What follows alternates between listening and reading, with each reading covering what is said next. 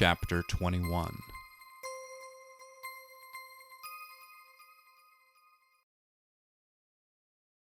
Of course there were people filming. Of course there were. It was a hotel, and these days pretty much everybody takes a digital camera with themselves when they go anywhere that involves staying at a hotel. And besides that, everybody's got a phone that can record video footage. Everybody's got something to capture the moment on if they catch you doing something interesting. And a hotel on fire, that's sort of interesting, right? Sure, interesting enough for all those voyeuristic vultures just looking to snag a moment in the midst of happening. In the end, about a half dozen people got really good footage of what happened that night.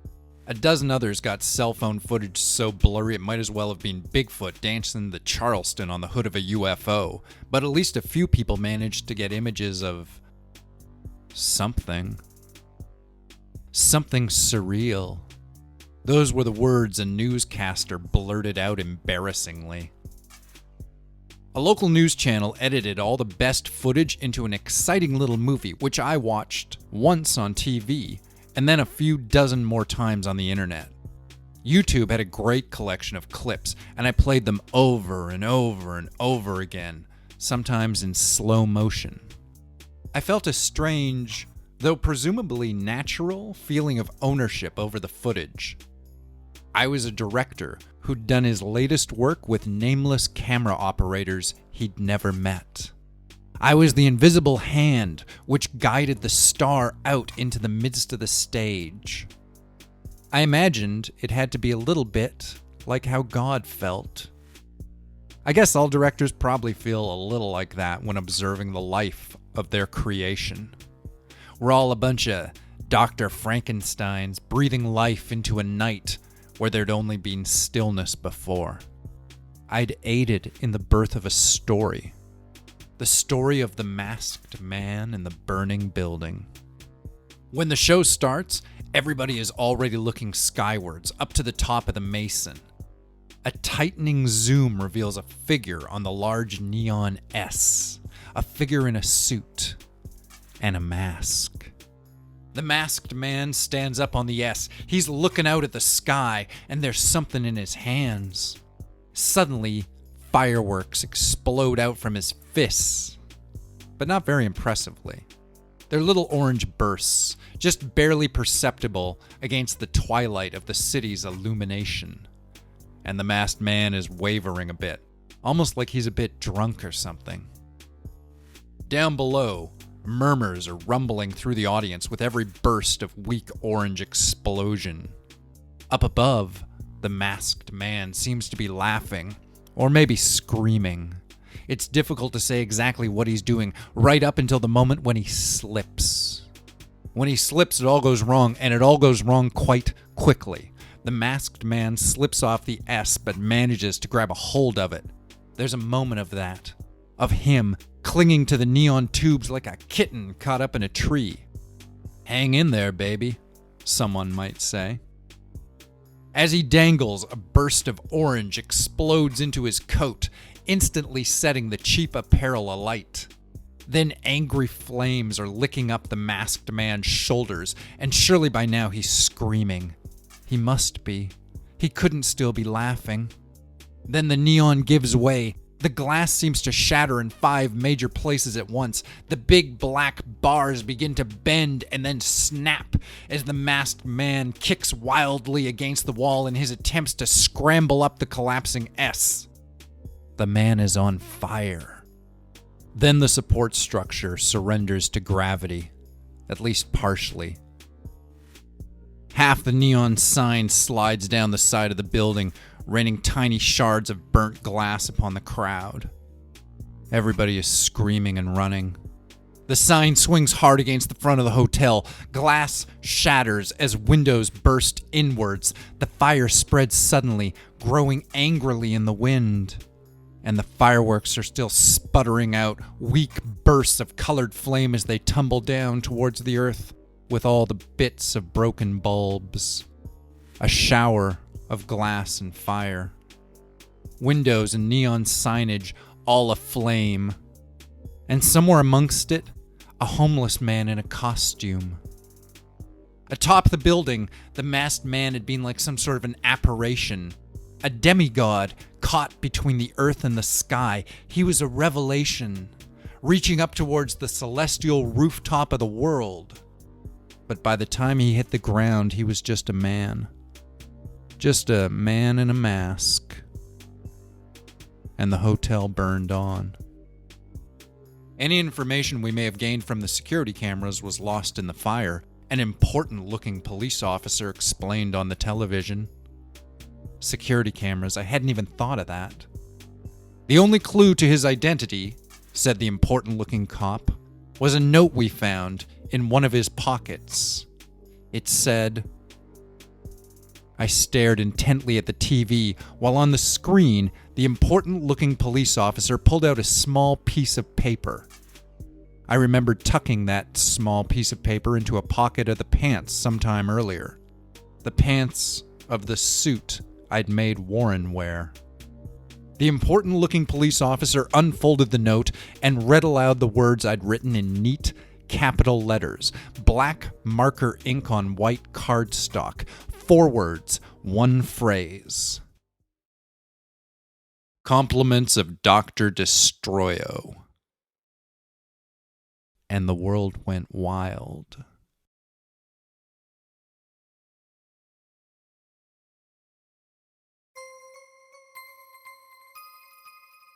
Chapter 22.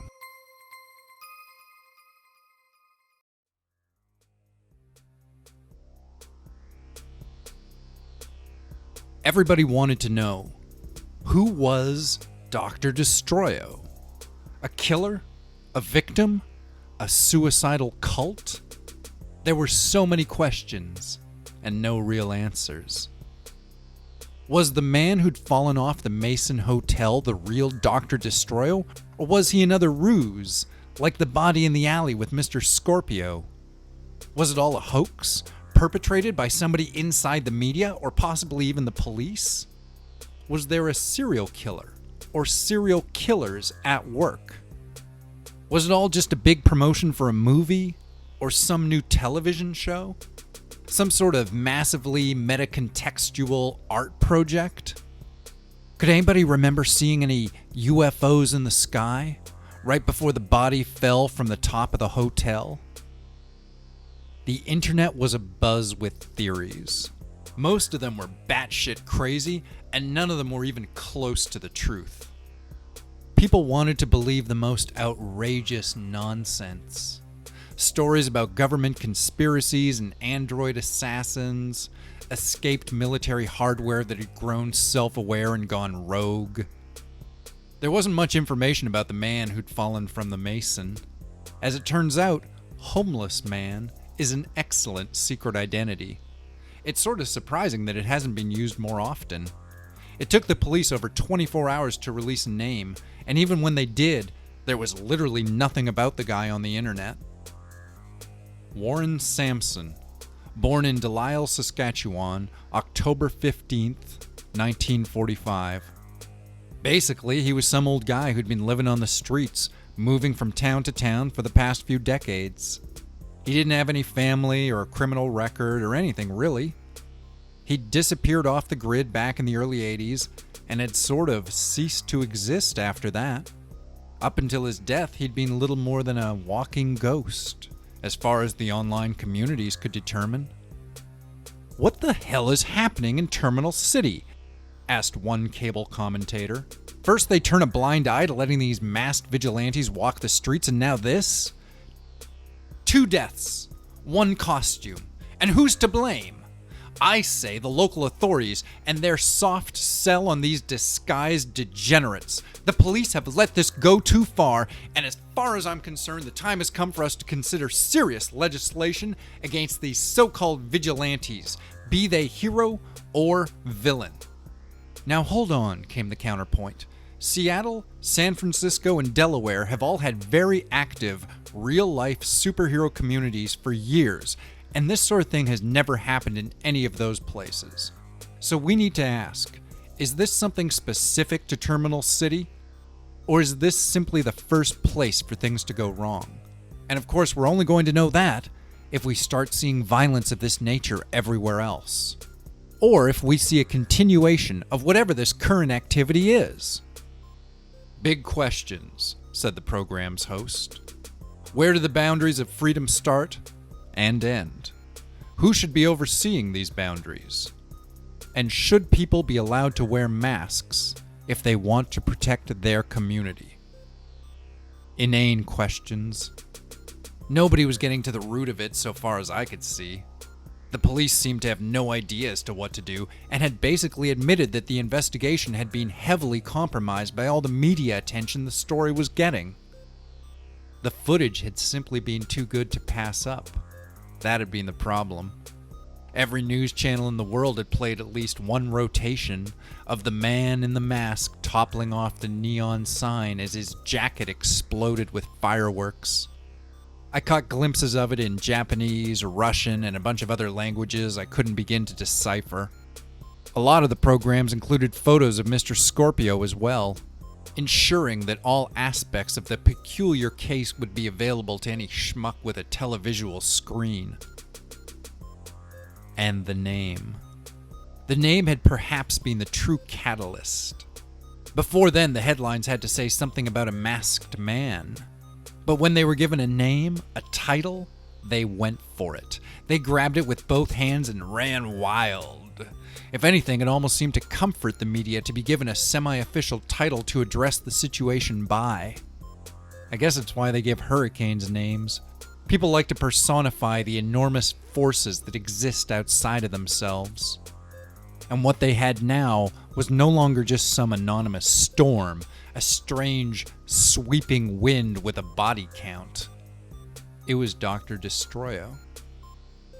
I didn't really remember writing the note, but I recognized that it was something I'd done. It wasn't like I'd blacked out or some alternate personality was doing shit I didn't know about. I just hadn't really realized what I'd been going through with. But it had kind of bugged me. People not knowing. The idea that what they were seeing wasn't just a bunch of chaotic imagery, it was somebody's life. My life, obviously, but that was only obvious to me. It had a name, though, what was happening. The face, the faceless face, the mask. It all had a name. There was a force of will driving things forward. There was an identity behind it all. It had a name, though, what was happening. The face, the faceless face, the mask. It all had a name. There was a force of will driving things forward. There was an identity behind it all. Dr. Destroyo was something that existed now. It was real as anything is or was. But then what is real? What does reality consist of? What's real life made out of? I've had dreams that I mistook for childhood memories. I've seen the same people on TV for years, but I've never met them in real life. I've never shaken the hand of the guy who reads the news at night. Honestly, I can't say that I've ever known what the parameters for real are for other people. My life seems as real as anything, whatever that might mean. Real, surreal, the ever-increasingly unknown or unknowable. But Dr. Destroyo, he was as real as anything else. Maybe even more so.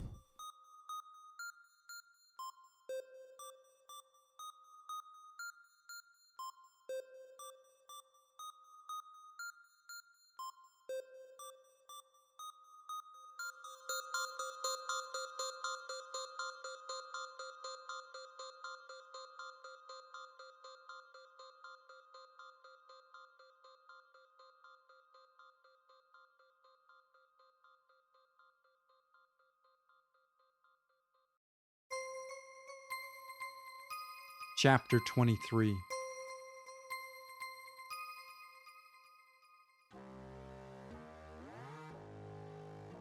The drugs I'd been on had definitely affected my perspective of the events I'd taken part in.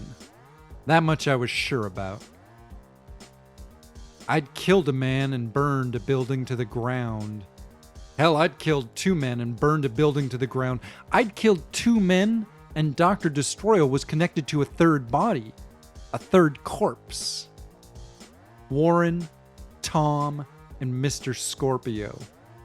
3 losers with delusions of living in a better, more brightly colored world. And what about me? Was I living in a better, more brightly colored world? Or was that just the remnants of the drugs bouncing around in the back of my brain? I thought I was pretty used to tripping out. Tom and I had maintained a pretty casual relationship with the substances we used. We'd drop a little acid and then just sit around the apartment playing video games and having long, drawn-out conversations, debating the strengths and weaknesses of various comic book characters. 8 to 10 hours of intensely rambling conversations and eyeballs full of hazy psychedelic visions. I thought I'd gotten used to the drugs and what they did, but I'd never used them as killing tools before. It was a lot to think about, almost too much to get my head around. The plan had made sense when I first came up with it. Get the mentally unstable man to the top of a really big building and convince him to jump. Get him high on psychedelics to make the convincing easier. Basically, I'd used one of the oldest, dumbest drug cliches to my advantage. We've all heard this story. A young man on acid thought he could fly, jumped off a building. What a tragedy. But I'd turned the urban myth into a weapon. I'd created a little sub-story within the pre-existing version. An old man on acid thought he was being teleported to the moon by an orbiting satellite controlled by a secret cabal of super criminals and jumped off a building. What a mess. I figured that I might have to drink some of the stuff myself to get Warren to swallow it, but I hadn't really counted on how high I was gonna get. I got high enough that I could remember everything that happened far more clearly than I should have been able to. It was like I'd been having the same dream every night for my entire life. I thought for sure that it would be easier to just let Warren fall. Easier than killing Mr. Scorpio with my own 2 hands. But it hadn't been easier. It had just been different. It had been different to kill a man with lies and misdirection, rather than with anger and electricity. The first time I'd killed a man, I'd just been confused and frustrated.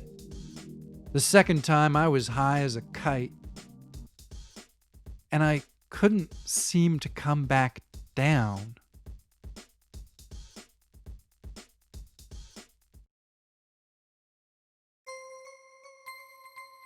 Chapter 24.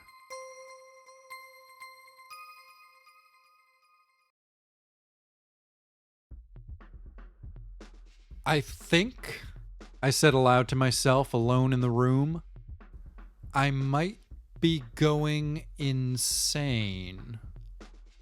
I kept looking around for options, for somebody to tell me that I wasn't losing my mind or that I wasn't a murdering psychopath. I kept looking around the room, around my life, for evidence that maybe things weren't as completely fucked up as they seemed to be. But I couldn't see anything anywhere that would help. I couldn't make out any signs suggesting of my own sanity. I kept thinking I could see something else, though. Something other than what I'd been before. It was a new, alternate perspective. I wasn't really sure what it was, but it shimmered, just in sight but out of view, like a trick of the light. A mirage growing solid. Using the internet, I watched the footage of the burning of the Mason Hotel over and over and over again. There wasn't so much as a hint or a suggestion of me. The desk girl hadn't recalled my being there. Nobody else had even seen me. In the footage, everything happened so fast. The sign burst, the body fell, the building burned up as fire truck sirens wailed like the world was ending. The crowd shrieked in horror, and the chaos just grew and grew until it consumed the night. And I was there.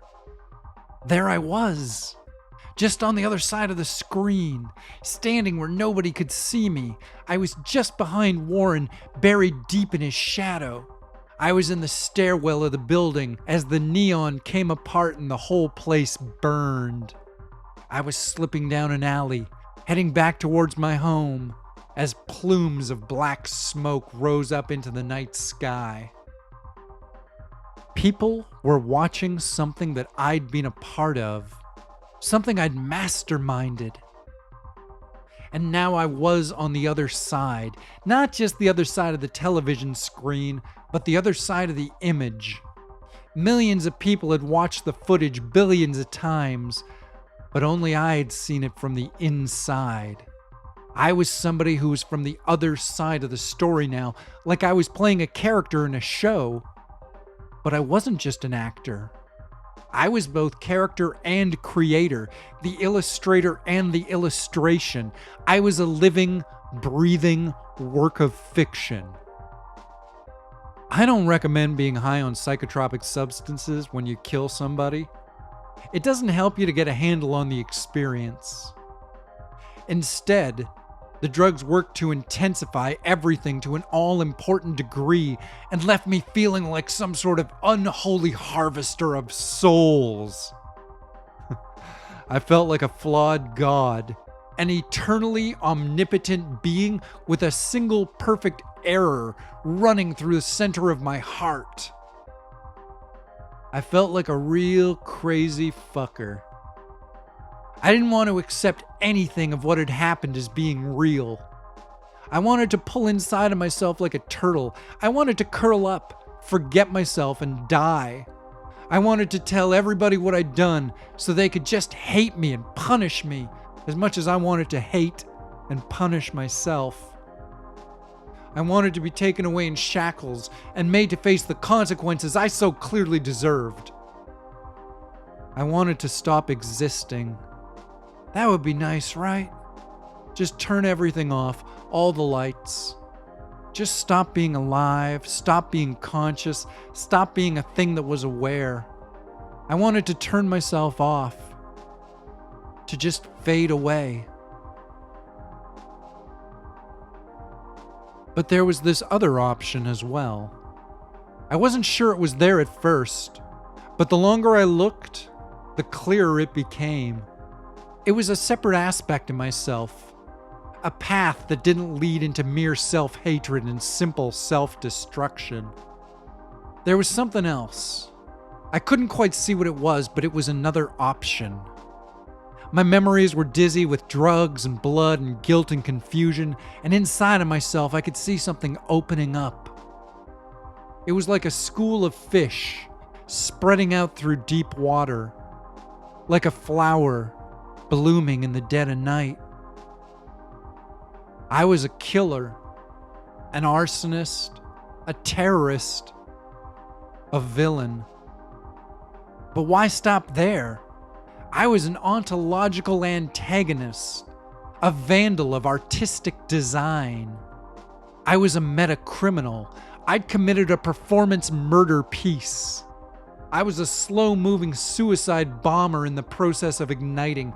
I was all lit up inside, my veins pumping pure molten gold. I was the smartest, coolest man alive. I was the man who could kill a god and wear its skin like a suit. The world would know my name, but they'd never know my face. I could be anything. I could be the face behind the mask. I could be anybody. Or something beyond anybody. I could be something new, something forever unseen but present in all the details, hidden in the margins, between the panels, living in the gutters between the pages of a story, flickering in and out at a higher frame rate than the rest of the movie. I understood it then. There was no dance of misdirection. There was no alternate identity. I really was screamingly insane. I was totally fucked up. I was a sicko and a murderer, and I was destined for ugliness and bleakness and loneliness and then death. I was a mad dog, a psycho killer, a freak. But I was also something else. I could feel the urge, the option, tiptoeing around the corners of my mind, breaking down my ego and growing something new in its place. I didn't want to simply go mad. I wanted to go somewhere else. I wasn't just some victim, some loser. I was beyond good and evil, beyond the pale, beyond the realm of the mortal man and his mortal morality. I was something superior, something above everything and everyone. I was an outsider, a rogue element, a mischief maker, a chaos bringer. I was something they couldn't calculate for. I was something that couldn't be expected or anticipated. I was a dreadful drop of poison injected into the vein of the world. I was something new, the first of a new species, or least the greatest of an incredibly rare species. Villainous, superior, the ultra-criminal, a man made from the most awful of myths. Nobody knew who I was, so maybe I could be anybody. I could be neither alive nor dead. I could be in between or something else. I already had the perfect secret identity. Nobody knew or cared who I was. I had no friends or coworker to lie to.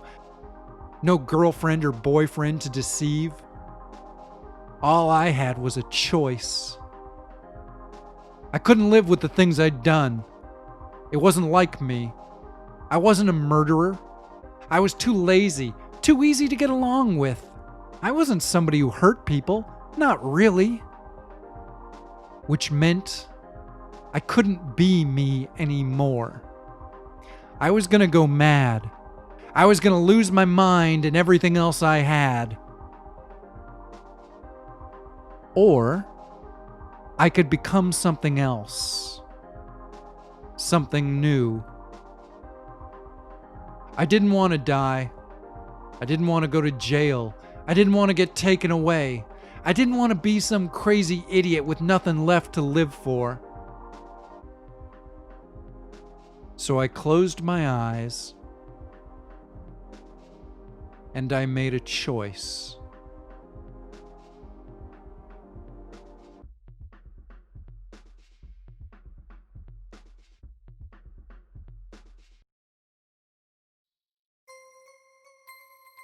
Chapter 25.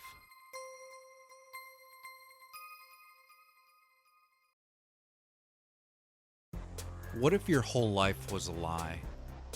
What if it was a myth or an illusion crafted to keep you from knowing the truth? What if all your senses were blind to the trap you were in because you were in a trap the size of the universe, a trap disguised as everything you would ever encounter, every literal thing? What then? In another world, I was the protagonist, the lone rebel outsider type. It wasn't hard to imagine. I was the one who kept to his own, a hard-done-by hero from the wrong side of town, hell-bent on doing the right thing for the whole city, and eventually the whole damn world. Yeah, I saved everybody. I saved the whole planet.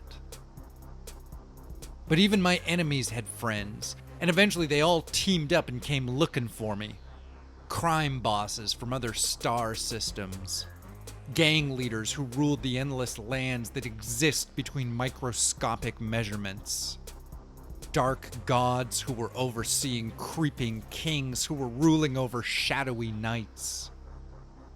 They came looking for me, and they plucked me up out of my life and out of my world and they formed a whole new one for me. They wiped my memory and stuck me in a womb. I emerged in a world where there was nothing super. No heroes to inspire the common people, and no villains to necessitate the building of bigger and better heroes. There were no meta-sciences, there was no magic. Everything that was super or extra was a myth, a story, a fiction. That truth kept us quiet and complacent. Those of us who were left. Those of us with the echoes of the lives of heroes flickering behind our eyes.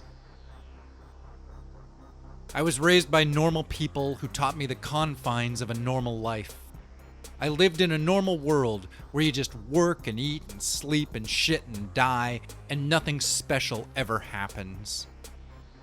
Nobody flies. Nobody shoots lightning from their eyes. There were no blue-skinned women who'd walk without touching the ground. No tiger children with claws for fingers and mouths full of fangs. Nothing was ever epic, and nothing was ever special. Nothing ever happens around here. My life is a trap. It disguises my potential and possibility. But someday, all those lost heroes are gonna come back. And they're gonna come for me. They'll come looking and find me here. They'll find me waiting. They'll show up at my window, the great heroes, the proud ones, in their fine costumes, with their blazing eyes and voices that can crush steel with a whisper. You have to come with us, they'll say. You have to leave this false life behind and come with us to save the world.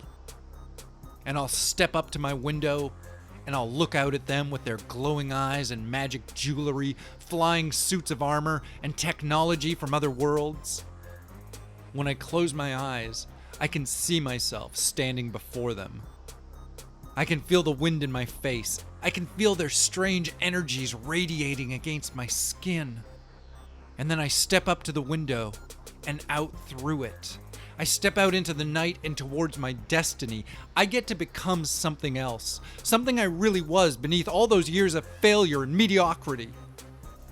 Something I was always supposed to be. There's another world out there. I almost saw it once, and now it's come back for me. And these super people, they're not just warriors. They're rescuers. Recruiters. And they're coming to save me. But it's just a dream. I wake up, and it all drifts away.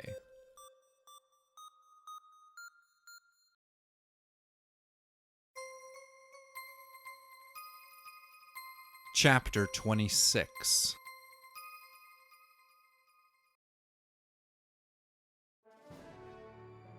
With the life of Mr. Scorpio, we saw the birth of the true costumed crime fighter, and with his death, we saw the birth of the first true supervillain. If we stop now, then that is the world we live in. We live in a world where evil slays good and goes on to laugh about it. But I'm gonna say it here and now. This is not that world. Not the world I live in. The world I live in is a place where good people stand tall against the actions of the unjust. Where people are not scared to put on a costume and defend the defenseless. This world is not a myth or an illusion. It does not exist only in comic books or in movies. It is this world, the world you and I live in, and it's going to get better. I swear it to you, and I swear it to Mr. Scorpio. My name is Rex Challenge, and with your help, I'm going to make this world a better place. Fucking seriously?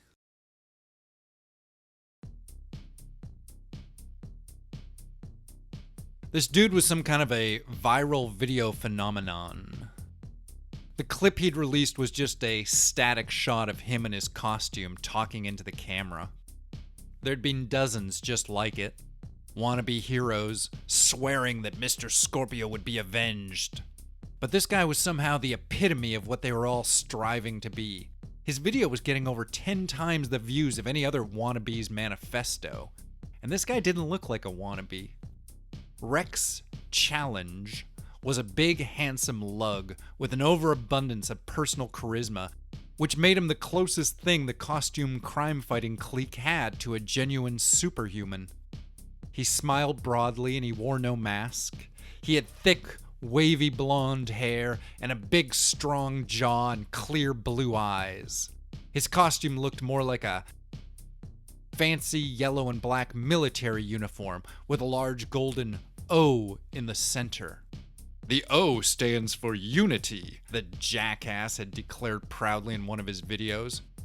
But honestly, for me, it's not about symbolism. Big smile at the cameras. It's about action. I couldn't stomach his material, but the internet was eating him up and shitting out rainbows of praise. And honestly, I had no one to blame but myself. I'd given the people a villain, something to be genuinely scared of. Dr. Destroyo had been seen to die twice, and maybe he was still out there somewhere. So now, people were looking for something else to believe in. They needed somebody else they could call up to ward off the boogeyman in the night. And supposedly, that was going to be Xxxii.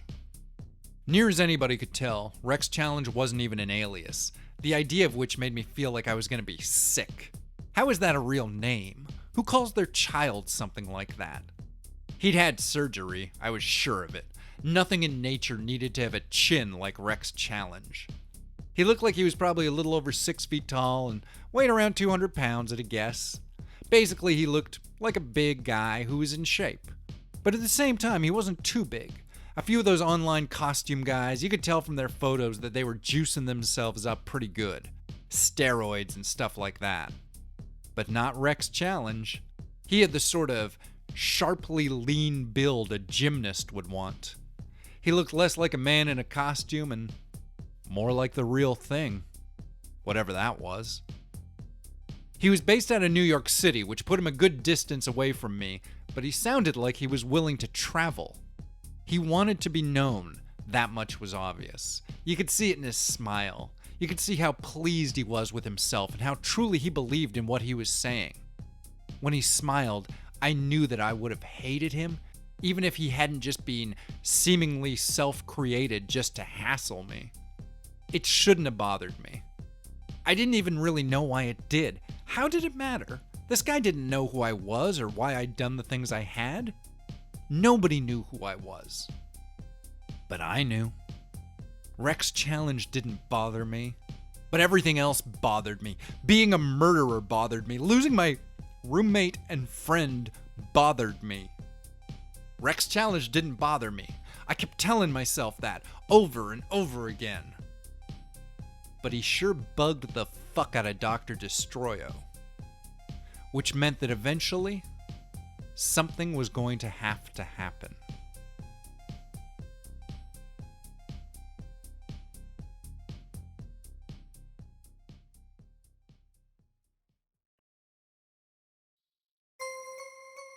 Chapter 27.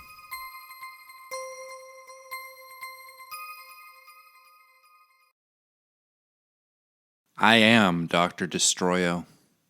I am Dr. Destroyo. I'm Dr. Destroyo. I put together a costume, shot a video, and burned the video onto a dozen CDs. I secured each disc into an individual container, and I labeled the containers with a thick black marker. And then I went out for a long walk. I dropped 6 of the discs off at a couple of college campuses. The other 6 I left in various places where I figured they'd be easy to find, at empty bus stops and on the doorsteps of closed down storefronts. The labels I'd written out said, Dr. Destroyo, Manifesto. The video on the discs was about a minute long, and it was just me against the plain white of my living room wall. It was a shot that could have come from anywhere. Nowhere, even. I didn't want to make the recording at first, but I couldn't get Xxxii out of my head. his confident smile, his swaggering tone. I couldn't stop thinking about it, and the more I thought about it, the angrier I got. I just couldn't let it go. I wanted to, but I couldn't. The problem was my ego. He'd insulted me and my pride, or something like that. I had a hard time putting a finger on it exactly. I just knew that it was the last thing I thought about every night before I fell asleep, and it was the first thing I thought about every morning when I woke up. Rex's challenge, and his little online declaration of war. His confidence mocked me. He wasn't scared of me. He wasn't impressed by what I'd done. Because I wasn't scary. I wasn't impressive. Of course I wasn't. I was just some loser, right? Isn't that what you are? I asked my own shadow in an otherwise empty apartment. Just some fucking loser? I wanted to smash the mirror with my fist, but I knew it would really hurt, so I held back. The tension made my arm twitch, but I had nowhere else to put the energy that was building up within me. So for a while I just stood there and twitched. But eventually I found the mask. The new one. The one I'd made just recently. It had been a lot easier the second time around. Rex's challenge had grown to bother me the same way Mr. Scorpio had. I wasn't really sure on the details, but I decided that there was something that really bugged me about the sanctimoniousness of a loser in a mask who claimed to be a crusader for justice. I decided that it annoyed me on some sort of deep, primal level. I decided to take it all very personally. It was, I'd concluded, one of my defining characteristics. That loser I'd been, he was the guy who'd do nothing. He was the one who had the nightmares and cried all day. He was weak and withdrawn, a coward, a man of inaction. But Dr. Destroyo, he was a man of that other thing. He was a man of action, and more than that as well. Dr. Destroyo was a man of action and terrible consequences. That's what I was thinking when I stood in front of the bathroom mirror and pulled on the mask. The mask I'd sewn myself, from a ski mask and a bit of old tablecloth. With the mask I wore a suit. A cheap black suit with a white dress shirt and a black tie. Dr. Destroyo always wore a white dress shirt and a black tie. Dr. Destroyo was a black tie event. I looked at the mask in the mirror. The new mask fit my face better than anything else ever had. It comforted me, soothed me, made me feel like I wasn't just weak and stupid. It swept me up in something larger than myself, a greater identity absorbing my smaller state of existence. Things weren't random with the mask on. Everything happened for a reason, and I could see it. The reasoning. I could feel it, like an invisible pulse connecting all matter in the universe. I grinned at the face in the mirror. I laughed at it. I giggled a little, and then I let out a roar, a chortle, and a snarl. I am, I said proudly. I am, I repeated. I am, I commanded. I'd set up my computer so the built-in camera could shoot me against a blank section of wall, looking me right about in the eyes with my head and shoulders filling the screen. And then I spoke, clearly and decisively. Hey, you want to know who I am? Why I do what I do? Well, fuck you. You're little people. You don't get to know shit. I do what I do because I can, and you take it because you have to. I killed Mr. Scorpio. You got a problem with that? You come find me. Yeah, just come to my city and try that shit around here, where I live. You want to know who I am? what I'm capable of, what my goals and dreams are? Fuck you. I am Dr. Destroyo. I am Dr. Destroyo. And if you mess with me, I'll fucking bury you.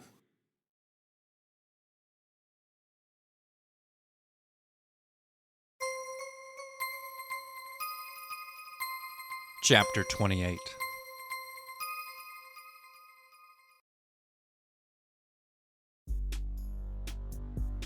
So basically, I'd gone and pissed gasoline onto a brush fire on a dry and windy day. Within 24 hours, the internet was a raging tempest of theories about Dr. Destroyo, who he was, what he wanted. I'd elevated a series of minor deaths into some sort of artistic performance piece that was receiving global attention. I was freaking people out, and I was turning a few on. I was something for people to hate, something for them to be afraid of. I was giving the good people of the world a little bit of something strange to think about. The mainstream media did their best to dismiss me as a wacko, a murderous nut, a lunatic with blood on his hands and a desire for fame. But it wasn't about getting attention. That's not what it meant for me. It was about something else. If you'd asked me about it, I'd have said that I felt like a musician, trying to explain that it was about the music and not the money. I wasn't doing something that was meant to last. I was creating art that would flash through the sky like a burst of crackling clouds all on fire. I was building something that was merely meant to be. How long it existed for didn't really matter. It just had to exist. I had to exist. The doctor had to exist. It was just the way things had to be. Though everybody was talking about Dr. Destroyo everywhere online, I resisted posting responses to anything being said. I wasn't sure how easy it was for me to get tracked down via internet comments. I was relatively certain that the CD manifestos couldn't be tracked back to me, but anything I said online was a potential path back to my home. Besides, who cared what the little people thought? Explaining too much would just ruin the mystique of the whole piece. But the videos did their job and then some. They got people talking, wondering, and at least vaguely on track with what I was thinking. My message, my credo, my scheme. Everybody was trying to choose their own destiny, their own exciting adventure. Meanwhile, I was writing my own narrative, free from the confines of all the other self-limiting options. To ignore the world, turn to page 8. To go back to real life, turn to page 15. To transform yourself into an evil villain who terrorizes the world, turn to page infinity, and be prepared to get your hands dirty.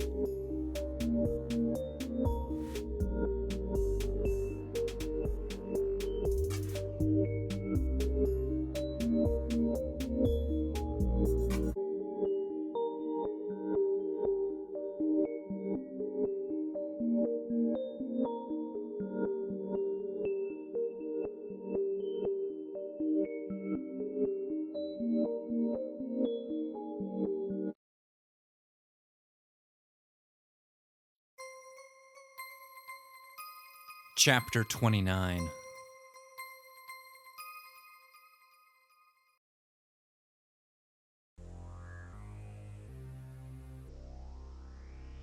I'm coming for you, Dr. Destroyo. I'm coming to find you. Yeah, Rex Challenge claimed a lot of stuff. He claimed that he was coming to my city to track me down, and he was saying it in big, bold letters all over the internet. I'd read it in text, and I'd heard him explaining himself in the videos he posted. Me, I was spending a lot of time in front of the bathroom mirror while wearing the mask I'd made for myself. It was like I'd just bought a new painting and I couldn't stop looking at it, studying the different ways the colors mixed and separated. I was my own new book, and I kept rereading my favorite bits, reanalyzing the best passages for new facts. And I liked how the mask felt so snug against my skin, against my skull. It was like it had just grown there, naturally. I tried to imagine staring somebody down while wearing the mask. I thought about how Tom had looked in it, and how he'd looked as he died. I thought about the chain of events and series of conversations that had put Warren at the top of the Mason Hotel. Rex Challenge didn't look like somebody who could be convinced to stumble to his death with a manic rant and a stomach full of illicit psychoactive substances. He didn't look like somebody who could be accidentally murdered down a long, dark alley. He looked a little better put together than that. So I stared at the masked face that was floating in the bathroom mirror. I imagined my brain, trapped beneath the cloth, crackling with savage electrical activity. He was coming. A conflict was coming to me. I'd asked for it. I dared them to come after me. And now it seemed that they were. He was. They were. Him. Them. The world. Everybody, anybody. It all made sense. I just couldn't remember why. I had to be Dr. Destroyo because the only other path was madness. And Dr. Destroyo had to make his will manifest upon the world because that was just the nature of who he was. Dr. Destroyo was madness. But the good kind. Or the bad. Just not bad for him. Bad for everybody else. Could I kill Rex Challenge, just like I'd killed the others? I'd invited chaos into my home. I was asking for conflict. I was looking for a fight.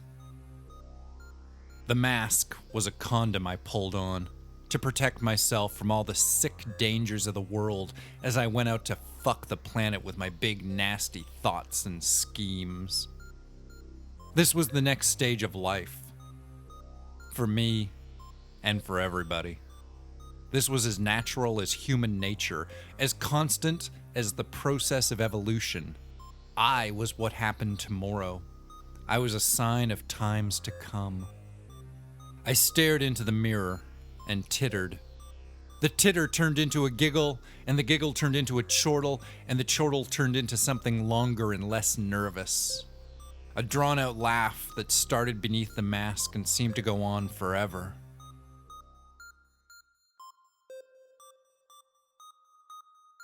It felt good to laugh.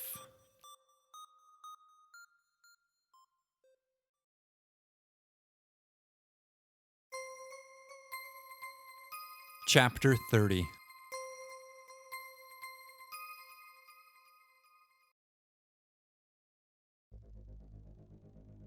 I spent a week just watching TV and avoiding the world. I decided that it'd be easier to just stay offline while everybody had a chance to respond to Dr. Destroyo's manifesto. My theory was that I'd probably be happier if I just kept my head down and thought about other stuff for a while.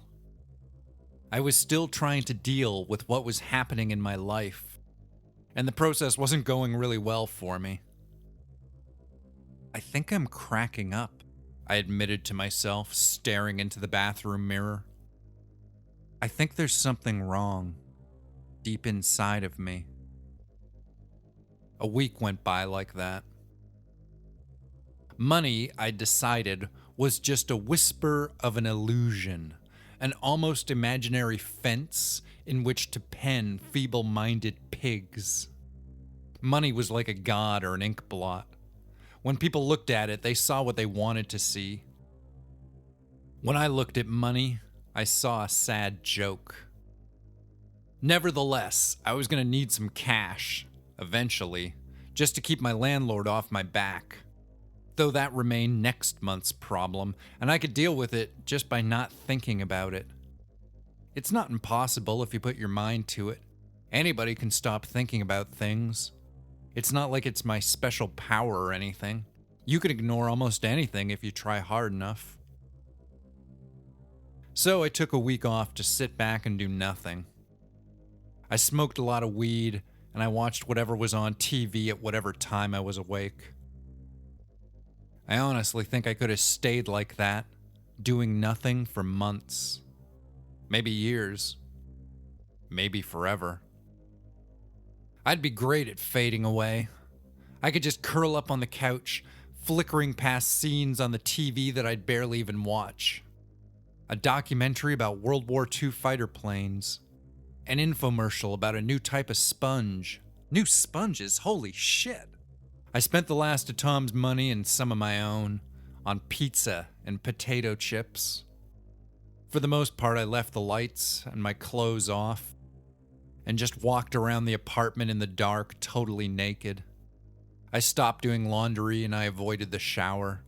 I stagnated and began to smell. I wallowed in my own miserable crapulence and depression.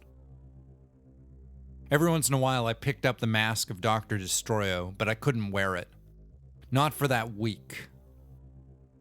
For a 7-day stretch, I was too pathetic for the mask. I cried constantly, hysterically, and often for no real reason. I hated myself too much to even masturbate. Maybe I needed it. A week of laying low. Or maybe it was just a weakness of my character. All that cowardice, peering out frightfully at the world. Like an author, I was crafting different characters in my head and imagining relationships between them. I had a victim voice, and a vengeful voice, and a couple of others. It wasn't like I had multiple personalities, so much as I was just giving vocal tones to my various points of view. I was talking loudly to myself, but I wasn't really saying anything. I didn't even go online to look at pornography. I lost interest in porn and all the impossibly different combinations of naked bodies and physical activities. It had been a good while since I'd last been laid, but it wasn't something I thought about very much. Actually, ever since I'd killed a man, or started killing people, I hadn't thought about sex at all, except in the most abstract of ways. The idea of being physically close to another person was far less appealing than it had ever been before. I didn't even enjoy the escapism of sexual fantasies. Not anymore. I was alone in the world, and I was good with that relationship. Fuck the world. I didn't need them. Aside from electricity, shelter, cable TV, and junk food to subside on. Yeah, fuck the world. Who needs them anyway? In the end, it was a pretty quiet week. When I slept, I dreamed about fires, hooded figures, and walking corpses. Tom used to say that he couldn't dream when he was smoking a lot of weed all the time. I wished that was true, but it wasn't for me. I'd wake up in the middle of the night, covered in sweat, my subconscious dripping in blood and grotesque imagery. I couldn't make my mind be quiet. I could numb it, but I couldn't shut it up.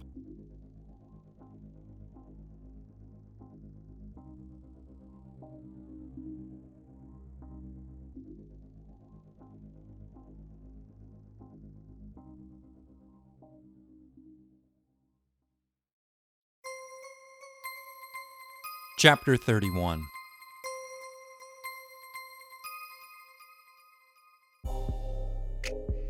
A week went by, and finally I climbed back up from the little self-pit of self-pity and solitude I'd dug for myself. I started actively checking internet sites again. I started wearing the mask when I sat down at the computer, just to get in character or something. I discovered quickly that during my week off, Rex Challenge had come to town and disappeared. There was a tense few hours of internet searching as I tried to put together a narrative.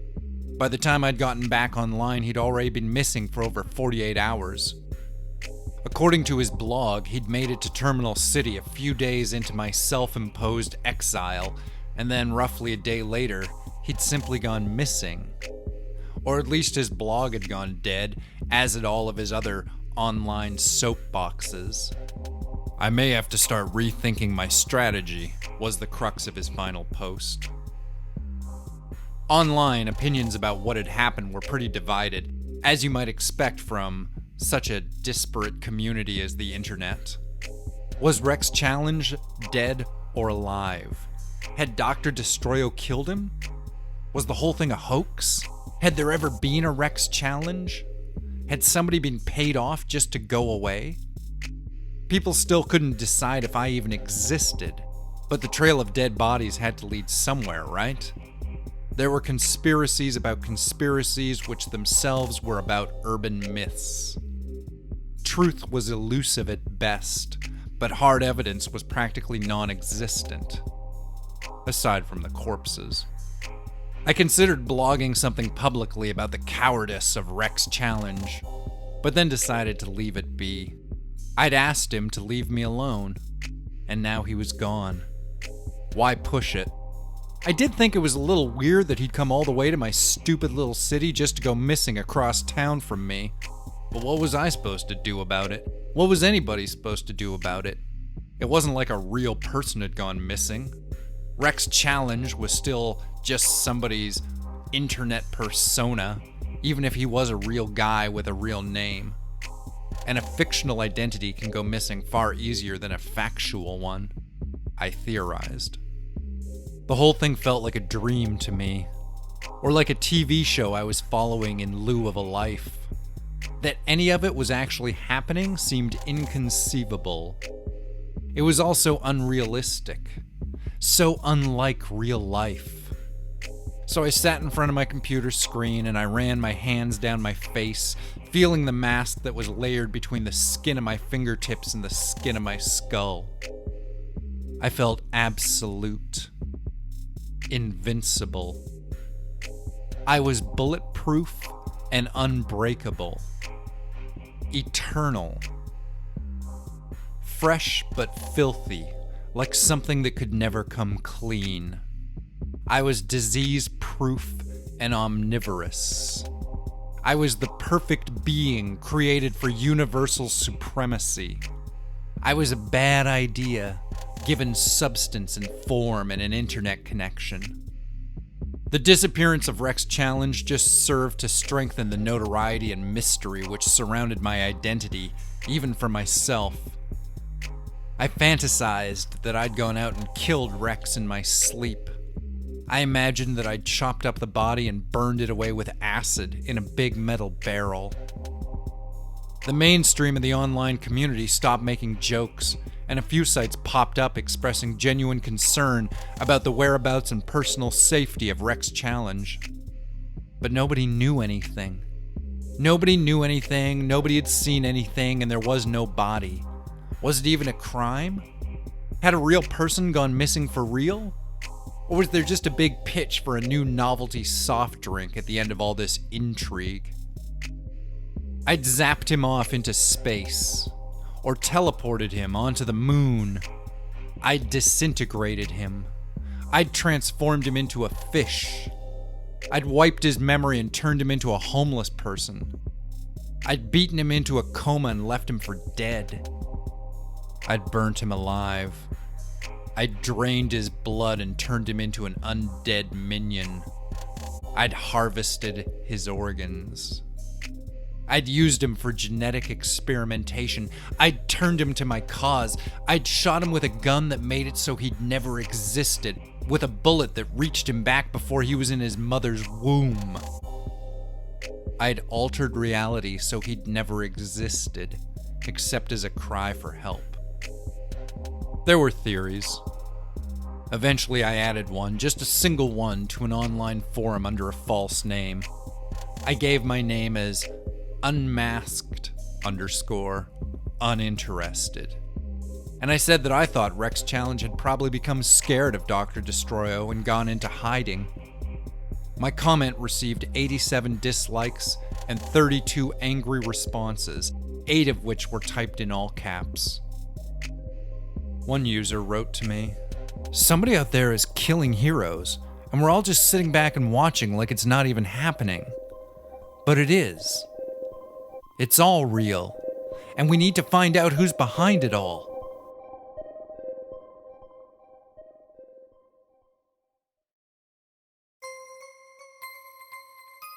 Chapter 32.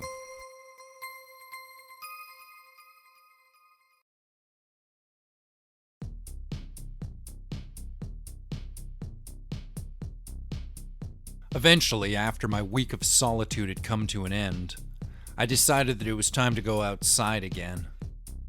To at least go for a walk. I got dressed and then laced up my shoes and pulled on a coat. The coat I'd been wearing the night the Mason Hotel burned down. As I stepped outside, I stuck my hands into the pockets of the coat, and then I paused. I pulled out a wad of cash from the pocket. I stepped back into the apartment, locking the door behind myself. I counted the money. A few hundreds, some 50s, a bunch of 20s. $2,087. I'd stolen the money out of the hotel cash register before I'd left, I realized. A more modern hotel maybe would have had more of its revenue in credit card receipts, but the Mason had taken in a nice chunk of cash the night it had burned to the ground. A little over $2,000. I recounted the money a couple dozen times, arranging it and then rearranging it out on the coffee table. I broke the cash down into separate piles, and then I merged all the piles together. I held all the money in the palm of my hand, and I wondered who it had once belonged to. Eventually, I took the cash and I put it in a plastic food container. Then I put the container in the back of the freezer. I kept $40 out and used it to go for a burger and fries. I love a good hamburger. I love it more than almost anything. I hate that they're called hamburgers since there's no ham in them. I could give a fuck for Hamburg. Like that's the only place where somebody said, we could throw a bun around that piece of meat and then eat the fucker. I consume a lot of pizza, but I could probably live the rest of my life just eating hamburgers and never complain. I'd discovered that I'd looted a burning building while high on drugs. What else had I gotten up to that I might have conveniently forgotten? I take mayonnaise with my fries. I first heard about doing that in Pulp Fiction. I didn't get it at first, but now I won't even touch ketchup. I love those fancy fry places too, where you can get all those different kinds of mayo, all crazy flavored and spiced. Extravagant, fancy mayonnaises. Maybe I really had murdered Rex challenge. Maybe I'd snuck out of my apartment and my mind and committed another cold-blooded killing. Maybe I'd missed out on the best part, when he looked up and saw that it wasn't really Dr. Destroyo, world-famous supercriminal, who defeated him and robbed him of his life. It was just me.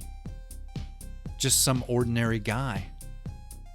Just some ordinary guy. I don't like cheese on a burger, and I generally won't even get bacon. I like a hamburger for the purity of what it is. I don't need extra sauces or overly specific themes. Just a good old regular burger with fries on the side. Or maybe the best part was when they realized that Dr. Destroyo was me. That I was him. That there was no illusion or myth. There was just me. There was just me.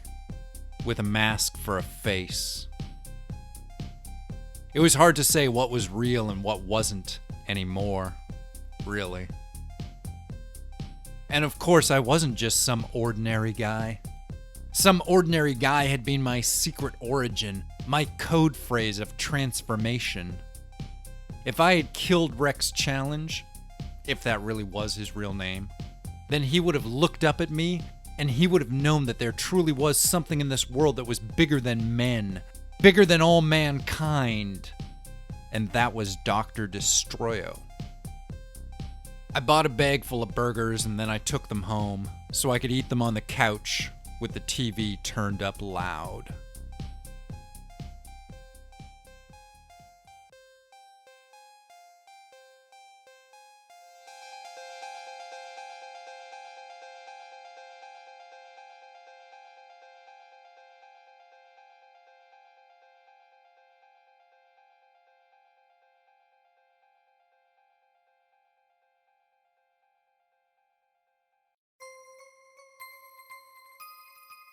Chapter 33.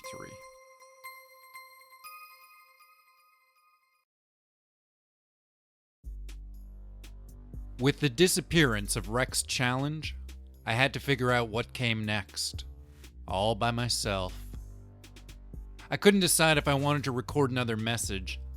I felt like I had to consider all the sides to the situation and all the possible outcomes.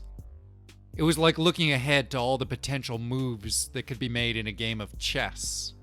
A game of chess as large as the city, with millions of little pieces needing to be put in their places. I wondered, what if Rex's disappearing act was a bluff, meant to draw me out? What if there was some way to track me down with the discs that I'd left? What if they were somewhere out there hunting for me, just waiting for me to make some sort of stupid mistake? They being the cops or some other sinister organization with my downfall as their agenda. I had to play it carefully, but I couldn't just give up. That was the crux of my whole existence. I could keep my mind safe by staying in the identity of Dr. Destroyo, but the doctor needed to keep moving forward. Always progressing. Always consuming. Like a shark. The doctor had a voracious appetite. If I gave up now, I was just some deranged killer. I was sick in the head. If I just thought I was a supervillain, I was an idiot. But if I actually was a supervillain, then I was the cleverest bastard alive. So, I had to keep playing. I had to press on. I couldn't sit and stagnate. That way would lead only to madness and deeper madness.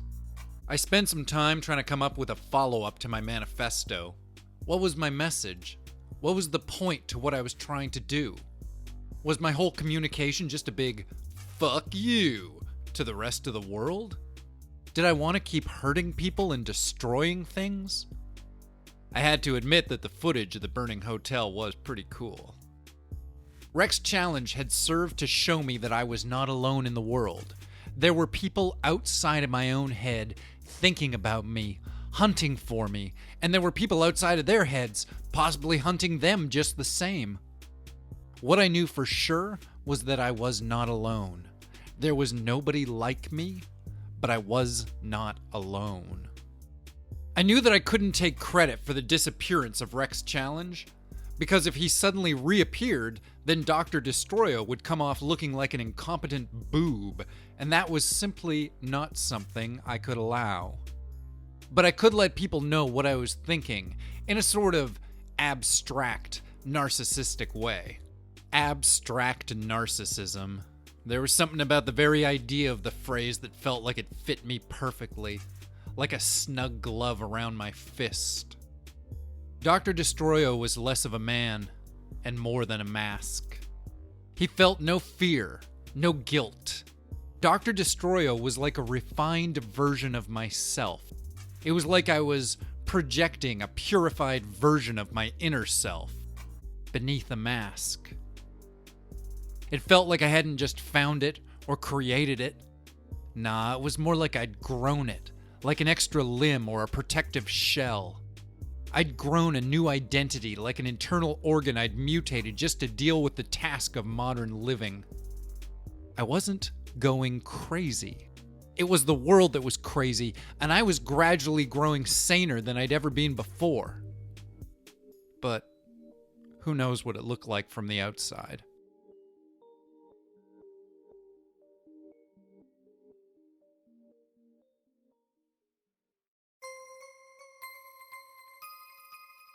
Chapter 34.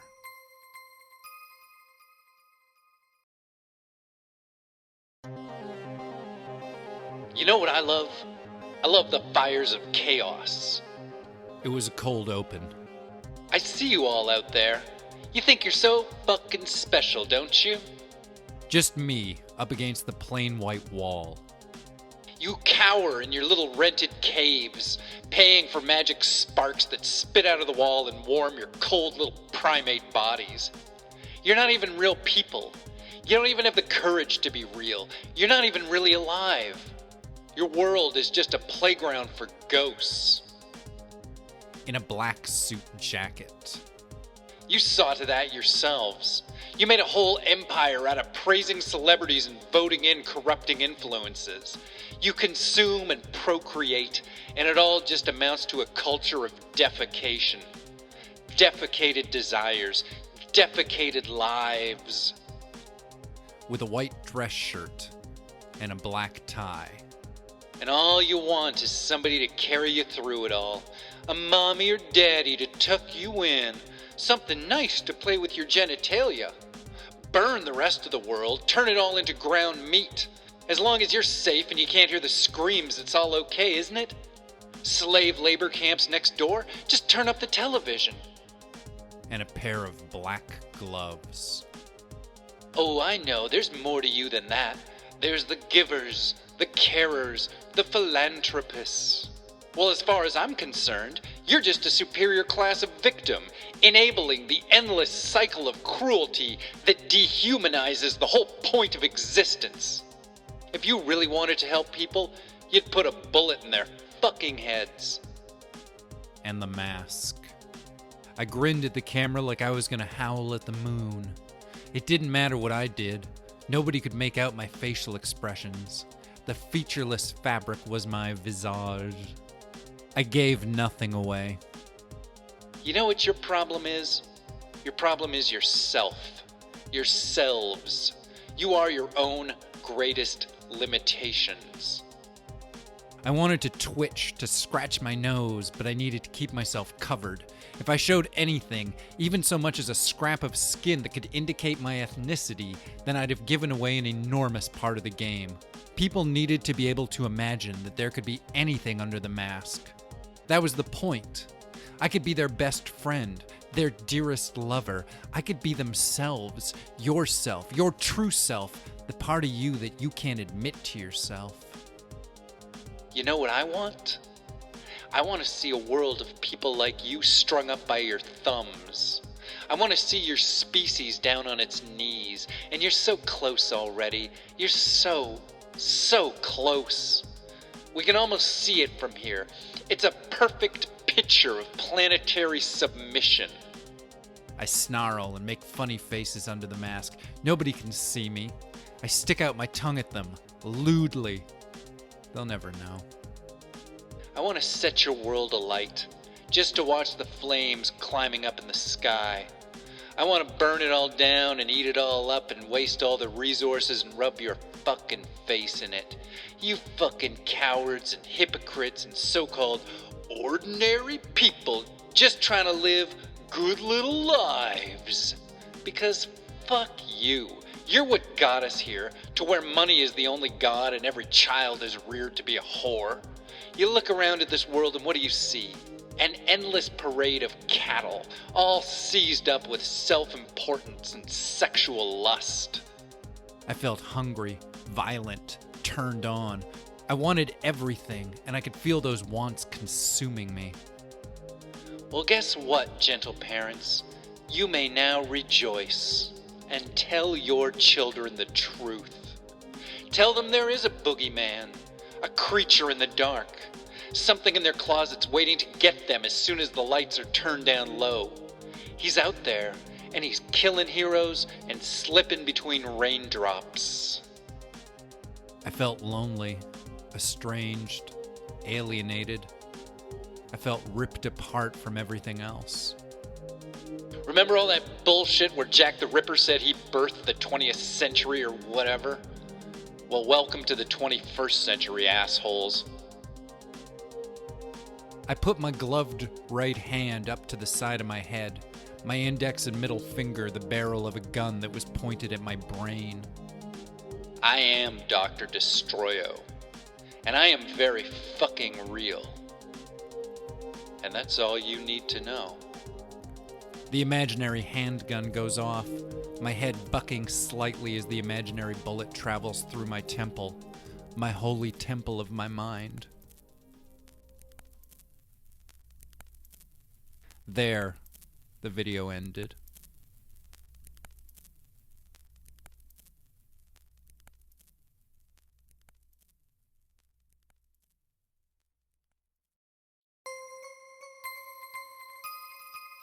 Chapter 35.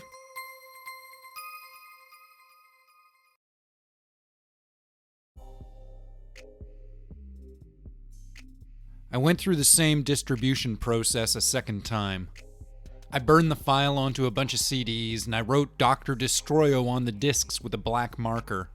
I wrote with clean little letters, each about an inch high, and I wore thin plastic gloves the whole time, so as to not get any DNA evidence on anything or whatever. What are the big ones to watch for? Skin, hair, snot, and cum? Well, I kept those off all the discs as best I could. Then I took the discs out into the city. There were 7 copies, 6 of which I dropped without incident at a bookstore, a coffee shop, a used record store, and 3 by different bus stops. But the final disc... I tried to drop the last disc off in an audio appliance store. The kind of place that sells lots of audio hardware for homes and cars. The sort of place where they make the staff wear those tacky polyester golf shirts with a name tag and a store logo over the left breast. Their music CD selection wasn't that great, but I figured that would work to my advantage, since a smaller section just increased the odds of my disc being found faster. I slipped the disc out of my pocket, dropped it down between a couple of albums in the alt-pop section, and started to slip away. I'd barely gotten a few paces down the aisle, though, when I felt a big, heavy hand come down on my shoulder, and I thought for just a moment that it might be the specter of death, come to claim my soul. I turned around and saw a guy standing behind me who was about 6 inches taller than I was. He was also about 80 pounds heavier, with most of the extra weight located around the middle of his body like a protective layer. A sketchy half-beard covered the lower half of his face and most of his neck, and the singular eyebrow that ran across his forehead was knotted with thick lines of concentration and seriousness. His uniform marked him as a store employee. "Hey," he said, staring down at me, "you left this back there." In his hand, he held the disc. The Dr. Destroyo disc. Yeah, I said, scrambling to invoke my pre-planned cover story. "I found it there," I sputtered quickly. It's not mine." "Where'd you find it?" "Where I left it," I said, feeling droplets of sweat squeezing out between the pores in my back. The big guy frowned through his beard and then looked back over to the alt-pop section. "Oh," he said slowly. "Yeah?" "Yeah," I said, nodding agreeably. "What is it?" he asked, releasing me to focus his attention on the disc. "I don't know," I said. It has some writing on it, or something." "D-R," the clerk said aloud, reading the first letters phonetically. "Destroy-O?" "Hey," said a young kid with dark hair and a hoop pierced through his lower lip.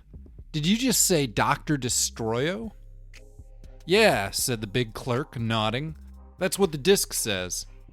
"Holy shit," the kid said excitedly. "Are you serious? Is that for real? Did you just find one of his discs?"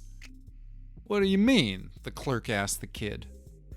"Dude," the kid exposited happily, "Dr. Destroyo is like a serial killer of superheroes. He puts these messages out online, and he's like local. He's totally a real thing that's happening right here in this city." "I think I heard about that," the clerk said with a slow nod. "Is this that Mr. Scorpio guy?" "Oh my goodness," clucked a middle-aged woman with a long nose and middle-class aesthetic values as she clicked her shoes over to the conversation. "The whole thing is so disturbing. I can't believe the police haven't done something about it yet. Even just his name." She wobbled her head back and forth, displeased by the very thought of it all. "I'm honestly scared to go out at night. The whole masked character thing is just grotesque. You have to assume he's hiding something awfully ugly under his disguise." "Who found it?" asked another clerk, this one a young woman with bright pink pigtails. "That guy," said the big bearded guy, pointing me out. I was trying to make my getaway, but running off was becoming more conspicuous than staying. It was kind of my worst case scenario, and all my contingency plans had evaporated. I I stammered nervously.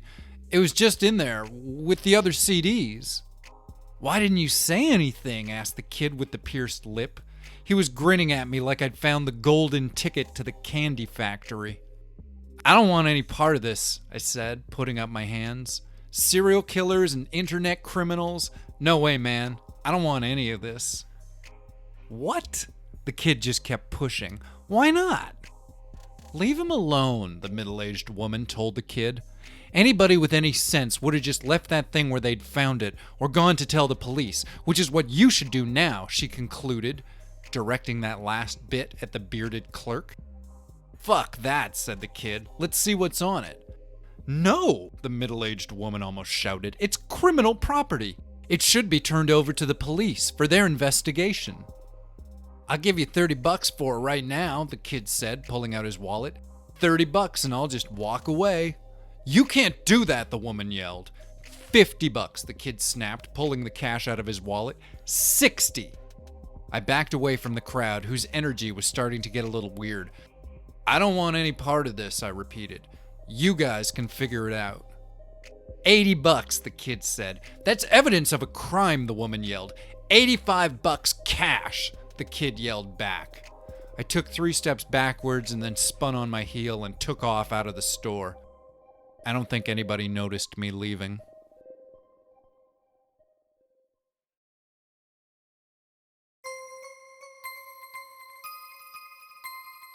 Chapter 36.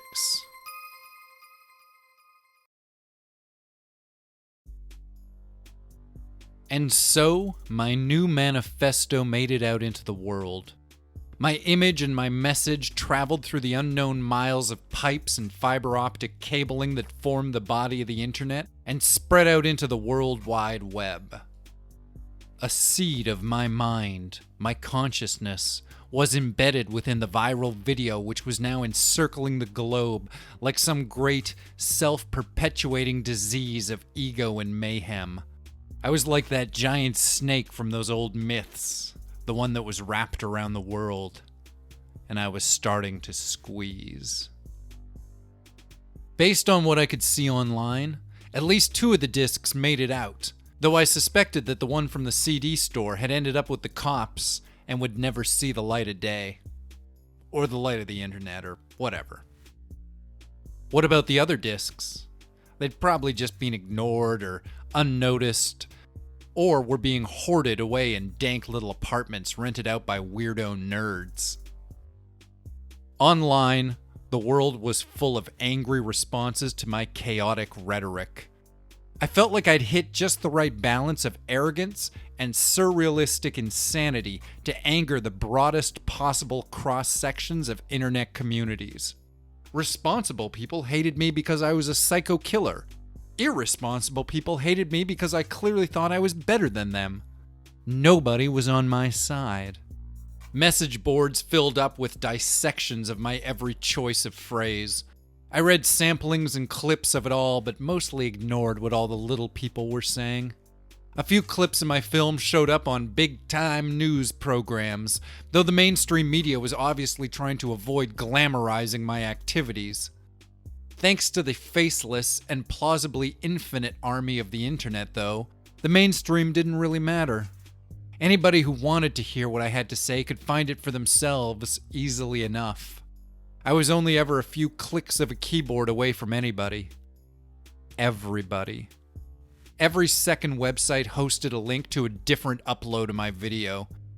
A lot of them were taken down by orders of various global internet task forces, but you know how that sort of thing goes. Once it's out there, it's out there. It could get taken down, but it would just go right back up. Within a few days, at least 1 million people around the world had copies of my video on their computers. There was no getting rid of me. I'd gone global. There was so much of it out there. The reactions, the theories, the frame-by-frame analyses. It was kind of fascinating, in a way that it's fascinating to read about yourself being written about by people who have never met you. But eventually I got bored. I got bored of reading about myself and thinking about myself and theorizing about myself, so I turned off the computer and I walked away. I grabbed my headphones and I pulled on pants and a t-shirt with an angry little cartoon character plastered across the chest. I stuck socks and shoes on my feet, and I went out wandering. I didn't look where I was going. I didn't think about where I wanted to be. I just hit the play button and started taking the streets a step at a time. I hit the play button, and music came bursting against my eardrums through the purple headphones that ran from my skull to the little MP3 player in my pocket. Once I was outside, I discovered it was sort of nighttime. The streetlights were picking out little spots of illumination down the darkened block, seemingly highlighting my themes of alienation and cultural isolation. Maybe it was always nighttime now. Maybe daylight had stopped happening back when I'd been hiding inside. Inside my apartment, I'd been so high for days that I'd forgotten what it felt like to think straight. All my thought processes were bubbling little bits of intrigue and black lava. Pools of angry dark ink attempting to swallow up the edges of the page. Outside, the cool night air hit the darkened depths of my lungs, and it was like getting shot in the face with clean oxygen and introspection. Not sensible introspection, though. This was the weird stuff. These were the incoherent theories of conspiracy that ran around rioting through my mind. Paranoid thoughts about bad people and places and all the trouble I could imagine. I didn't know if I'd ever been a very imaginative person. It's hard to compare yourself to whatever might exist in other people's minds. But now, I felt like I needed to be more than what I'd been. If I wanted to truly take on the role of Dr. Destroyo, I'd have to dream bigger and faster and more bizarre. I would have to become a practitioner of the art of outrage. I would have to think of things I never would have thought of before. I'd have to think like the doctor did. Like somebody fictional. Where do you get your ideas from? That's what people always ask creative types. Because there must be a place, mustn't there? A little shop down the street? A tree in the center of a big park? The lips of a pretty face on a summer's day? From between the cracks in the sidewalk? From a nuclear bomb blast? From silence and tranquility? From drugs? From blood and murder and eviscerated corpses?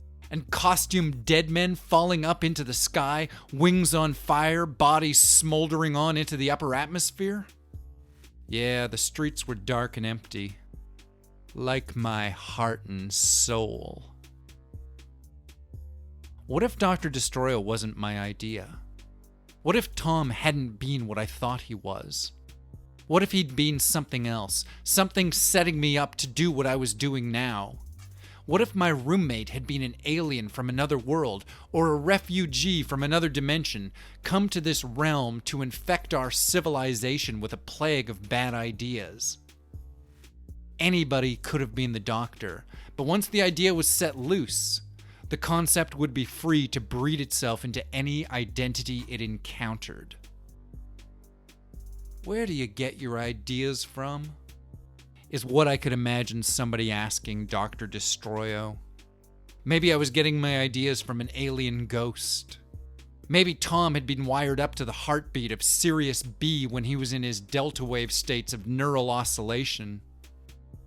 Tom the alien bug. I could just see it now. At the start of the movie, some stray idea had found its way into Earth's satellite system and from there onto our internet. Then it had simply waited, slumbering online, until Tom had accidentally come across it during one of those random journeys he'd take, swimming without direction through the endless seas of digital information.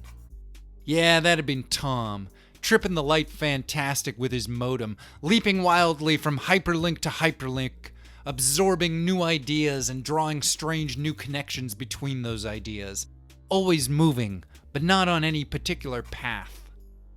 And somewhere out there, there'd been this idea, waiting, like an iron trap. And Tom, he would have found it, or it found him. Some weird series of images and ideas, a highly complex code of colonizing concepts, something that he'd ingested through his eyes and the language center of his brain. something that had hijacked his nervous system and his thought processes. Slowly, it had built itself a physical body, a network of viral, cancerous cells within Tom's brain. A strange insect body taking form, its limbs and feelers all long, slim cords that would wrap about Tom's spine and cerebral nerve endings. And when he died, it could have broken loose from his ruptured vertebrae and scuttled away. Some great dark roach from Dimension X, scrambling through dumpsters and looking for a place to lay 1 billion more eggs. Loose in the world. Now, Dr. Destroyo was loose in the world. I wondered if Tom had ever been the doctor, or if it had always been me, all along. Maybe I'd masterminded it all from the sidelines, giving Tom the idea to put on the mask and talking my best friend into being the first sacrifice to my cause. And if so, what then? What now? What was I supposed to do if I was unwittingly the tool of an alien propagandist? What if I was part of an invasion from another world? Those who were like us, but not like us. That was one of the problems with being a solitary supervillain, a mad genius, a meta-genius set apart from the rest of society. Nobody to talk to about all these insane ideas. I think I'm going mad, I hummed aloud to myself, thinking as loudly as a watch ticks off the seconds inside itself. But I need a lot of madness to drive what I'm doing, to get to where I'm going. I just need to make sure it's the right amount of madness and the right kind. Maybe a serial killer could help me out. There certainly was, presumably, a lot of killing ahead in my plans. I wasn't really sure how to ethically handle that, but pretending that things could be otherwise just seemed foolish. Of course I would have to kill again. That was the path I had chosen for myself. Others may die so that I might live free. Don't get caught saying stuff like that aloud to yourself when you're out walking alone at night. People will start to worry. Though really, I wasn't too worried about getting caught out on the street, muttering strangely threatening terms under my breath.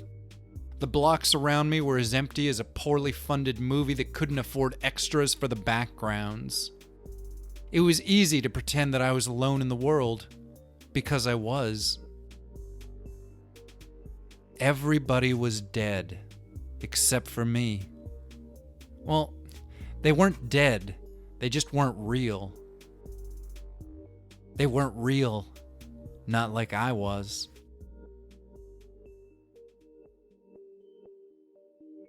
Nobody was as real as I was.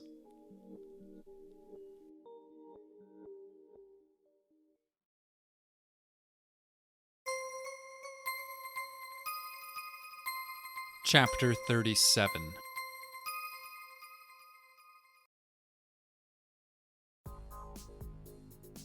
Over time, I was developing a weird, stalker-esque relationship with the internet.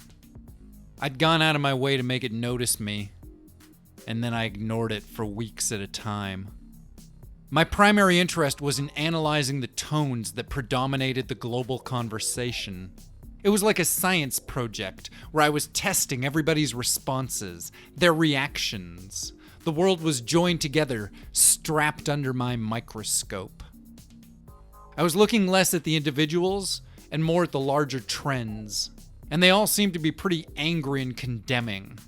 They all seemed to be angrily condemning me, specifically. People wanted Rex challenge back, and they wanted Dr. Destroyo gone. And who could blame them? I was a jerk.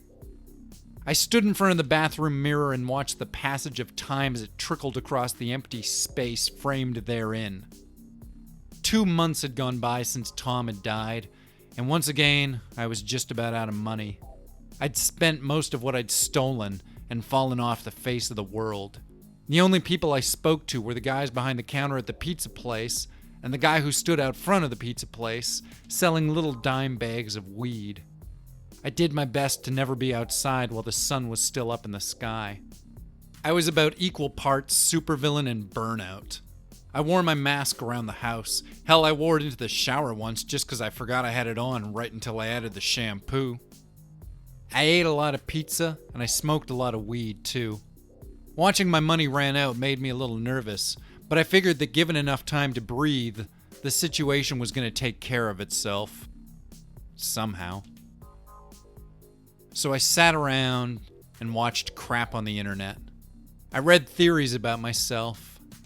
I lurked around message boards and chat rooms where make-believe crime fighters were forming virtual super teams.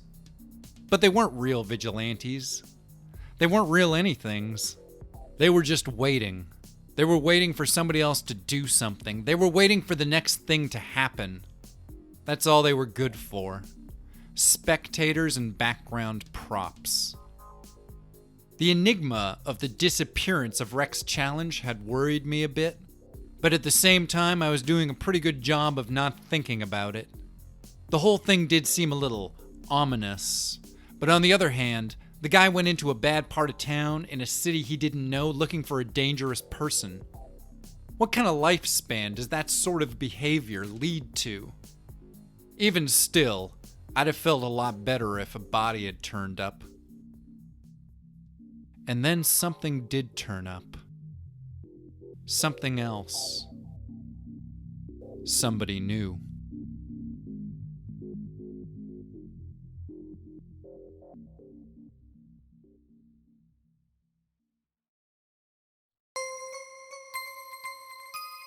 Chapter 38.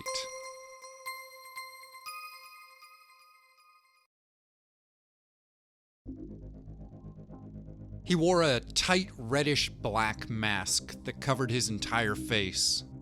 The mask looked as though it was made out of either leather or rubber, and the eye holes were covered with smoky green plastic lenses. The voice that spoke from within the mask was very low and serious, like some sort of inhuman predator hunting in the dark, or like somebody who's watched a lot of tough guy movies. Good evening, world. I am the solution. It was just a headshot, so nothing could be seen of the rest of the costume, but you knew he was wearing a full costume. You could just tell. It's been 3 weeks since Rex Challenge went missing. The mainstream media is ignoring it. They don't care that some low-level internet celebrity is missing and may even be dead. Those with power and authority clearly do not care. And this is a problem. Behind his head, a plain gray cement wall. Like my apartment wall, but harder. I am the solution.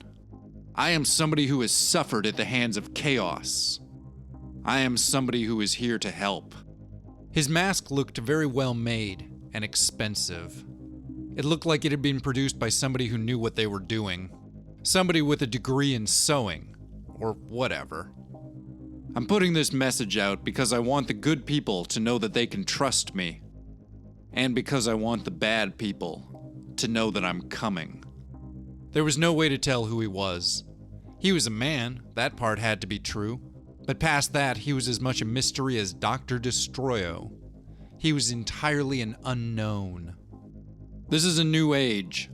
This is not the world of our fathers. What this is a world where heroes and villains clash in the urban darkness. This is a world awash in blood and violence. He took himself very seriously. Or at least he talked like it. We cannot wait any longer for the policemen or the politicians to come help us. And I cannot watch us suffer in silence any longer. This Dr. Destroyo fancies himself a super criminal? Well, that's the sickness he's suffering from. And his is a sickness we are all being subjected to. And I am the solution. Not bad, though I felt like if he really wanted to compare me to an illness, maybe he should have called himself the cure. But then that would bring on a whole host of problems of its own, like he'd have to use his love cats to get close to me, and besides, boys don't cry. And even then, Friday I'm in love. I want everybody to know that I'm going to go find this boogeyman, and I'm going to bring him to justice. I'm not just going to make a bunch of internet posts about it. I'm going to go out and I'm going to do something. You might not hear my words again, but you'll see my deeds, and you'll know my actions. Those smoky green lenses glared into the camera. What was behind them? Another man? Another myth? A robot clone? An empty suit? Dr. Destroyo is a problem, and I'm the solution. That's all you need to know. And then his little recording went dead.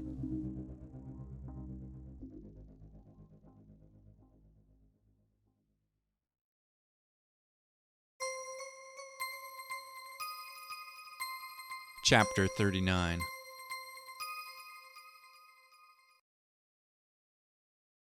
So, a new brother in the battle against relative sanity. Another duelist to pit my wits against. Another opportunity to see just how weird things could get.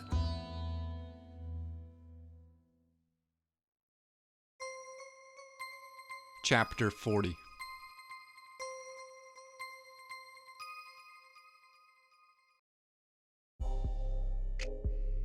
Everybody in the world was living a normal life on the straight and narrow and up, except for me. I was floating through the world on a couch held aloft by a thick cloud of exhaled marijuana fumes. Then there was a knock at my door. I looked down and saw that I was wearing a pair of blue plaid pajama pants, so I was at least partially dressed. I pulled on a t-shirt, one which was patterned with abstract skulls and stained down the front with chocolate ice cream. Then I opened the door very slowly, suspicious of the sun and anything else that might be lurking on the other side of my home. I was greeted by an expensive suit and a tidy haircut backed up by a burst of sunshine. A cheerful grin that had been installed just a few inches below a pair of dull plastic eyeballs. Thick, wavy black hair, overly tanned skin, overly white teeth. He looked healthy, like he ate full meals and loved to work out. "Can I help you?" I asked, squinting into the world of daylight. "My name's Wayne Boudreau," said the expensive suit and tidy haircut, "and I'm a reporter for the website newsography.com. Maybe you've heard of us?" "Sorta," I said, which was true. I'd never been to newsography.com, but I knew what it was. Some kind of progressive news and entertainment website that featured a bunch of well-known pseudo-celebrity bloggers like movie stars and comic book writers. The site had a pretty good reputation as being one of the better alternative news sources, but it also took a lot of flack for possibly being run by a bunch of amoral libertarian rich kids. I'd seen it linked to, but I'd never clicked through. "Well, I was hoping I could talk with you for a few minutes, if that would be okay with you," Wayne Boudreau told me, and again he flashed me that big grin full of those overly white teeth. "About Dr. Destroyo." Sure." I nervously glanced back over my shoulder, checking to see if I'd left anything incriminating in the living room. The mask wasn't out anywhere obvious, though. I was pretty sure it was in my bedroom, next to my computer, atop a giant pile of dirty laundry. "Do you want to come inside?" I moved aside and he entered my dwelling. The first person who'd been in my home, aside from myself, since the police had come to tell me that they'd found Tom's body. I turned on some lights, thereby illuminating the state of my apartment. "Sorry," I muttered, making a bit of an effort to organize some of the debris of my lifestyle before succumbing to the inevitable inertia of my mess. Wayne Boudreau sat down at one end of my couch and I took the other. "Don't worry about it, man, it's all good," Wayne Boudreau said to me, like we were old chums.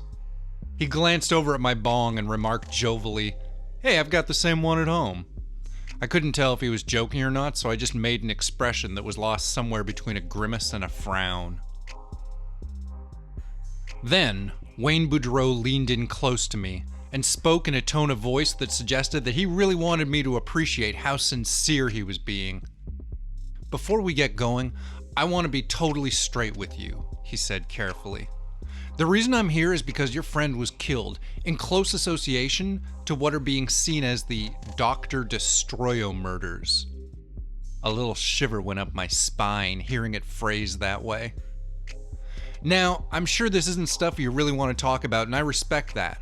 But at the same time, you might know something that could give people some greater insight into this strange meta-tragedy. So I felt a bit of a journalistic obligation to seek you out and ask you what your thoughts are on the matter. Meta-tragedy, I repeated back slowly. Can I ask exactly what it is that distinguishes a regular tragedy from a meta one? Sorry, again, Wayne Boudreau apologized. I don't mean to be insensitive. It's just a term we've been throwing around the office, what with all the video interactions of the people involved and the whole costumed identity thing. The way nobody's even sure if it's a hoax or not. "It's not a hoax," I said, my voice feeling like something cold and hollow as it moved up my throat. "My friend is dead." Wayne Boudreau looked at my floor, clearly ashamed of himself. "Of course," he said. "Of course, I know that." "Even still," I said, settling back into my couch, "I'm kind of curious to hear what you want to ask me. The cops were through here, but that just seemed like a formality or something." "They may have been a little biased against you," Wayne Boudreau said, glancing surreptitiously over at the bong again. "And even then, your local law enforcement doesn't really seem to know exactly how to handle this whole online costumed criminal phenomenon."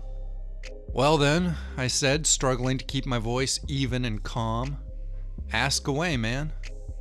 "Okay," he said, and he pulled out a pen and a small notepad from an inside pocket of his suit. "Do you have any reason to suspect that your roommate—" "Tom," I interjected. "Tom," Wayne Boudreau corrected himself, "of course.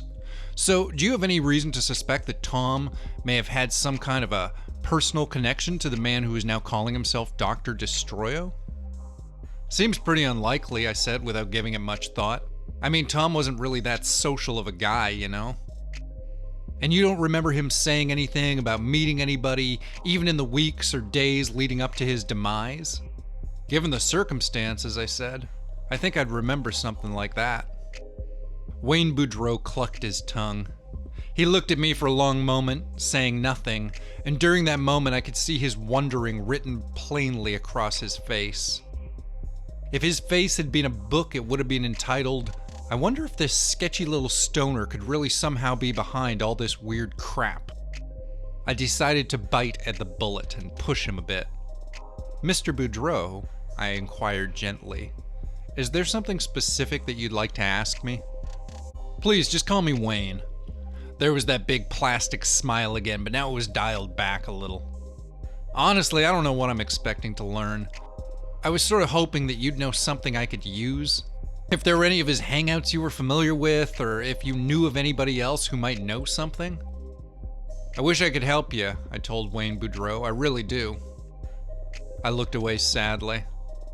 It's kind of haunting having to keep going through all this. You know, being aware that whoever did it is still somewhere out there. It makes it feel like it's never really gonna end. Wayne Boudreau studied me in my apartment carefully, subtly. Glancing back over at him, I could watch as he tried to scrutinize my setting for any obvious clues or indications of deeper mysteries. There was nothing for him to see, but his suspicions were almost palpable. "Well, I really don't want to take up any more of your time than I need to," Wayne Boudreau said then, getting up to see himself out. "I can imagine how difficult this has been for you." He corrected himself. "Actually, of course, I can't imagine. I'm sorry about that." "Don't worry about it," I suggested to him. He was still grinning, but now more distantly, like there was something churning away deep in the back of his brain. "Well, thanks for all the help," he told me, moving towards my door, "and have a nice day." And then he was gone. And I was alone again.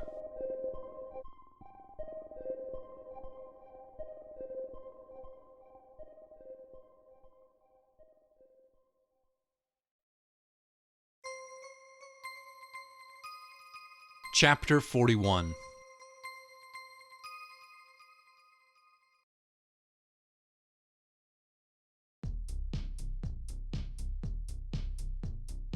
Wayne Boudreau came back 12 hours later. That made it around 2:30 in the morning.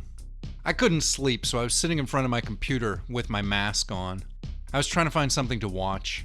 Something stupid and animated, or at least sort of amusing. I didn't hear the front door open, but I heard it shut. It was a strange moment. I heard the click as the tumbler slid back into the lock, but my brain wasn't startled by the sound, so my body barely registered the event. I heard the noise, and I recognized it, but I took no real notice of it. I just kept staring through the mask at the computer screen. I think maybe a part of me assumed that the sound of the door shutting was just Tom finally getting home. Then I had that moment. That moment where you're the prey and you fucking know it. I don't understand how people know they're being watched. Sometimes I think it might be a weird extra sense we don't know how to categorize yet. Maybe sometimes when something locks its eyes on you, there's just a part of you that knows. Like for a moment, your minds link up and you see yourself through the eyes of the thing that's watching you. Psychic empathy as a natural defense. It was like being in a nightmare. My eyes remained fastened to my computer screen. I could feel something moving in the apartment, pushing still air down the hall in front of itself. I knew I'd heard the door shut, but I didn't want to move. They say night terrors are the effect of your brain waking up in the middle of the night while your body thinks you're still asleep. You go to move, but it's like moving in a dream. You think about moving, but your body remains motionless. You might panic and think you're paralyzed, or that maybe there's an invisible demon perched above you, holding you down. But it's just a function of sleep. You experience it every night. Anyway, I was wide awake, but I couldn't move. Or at least that's how it felt. My mind was roaring, screaming with readiness, but my body was solid stone. I wanted to turn, to look, to do anything, but I couldn't. I could feel him. Out in the hall, I could smell him. I could hear the nearly silent impacts of his footfalls on my floor. And then he spoke. "My God," he said. He said it softly, so it carried a lot of weight. His voice broke my spell, and I spun on my seat to look at him. And there he was. Fiction made reality. The image from the screen come to life and moving through my apartment. The solution was standing out in my hallway, framed by my bedroom doorway. He seemed even larger than he'd looked online, and the darkness of my apartment made the costume far more sinister. He looked like a killer in the night. He looked like the masked apparition of my doom. "You're him," he said, his voice muffled by his mask. "You're Dr. Destroyo." Hearing him say the words while in full costume was like being struck by lightning. Yeah, of course I was Dr. Destroyo. Clearly. Always had been. Always would be. "Hey," I said after a second. "You're that reporter guy who was here earlier."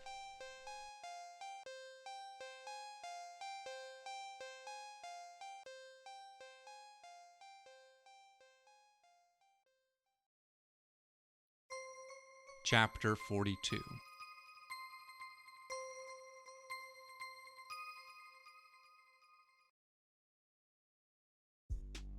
Wayne Boudreau wasn't really a reporter.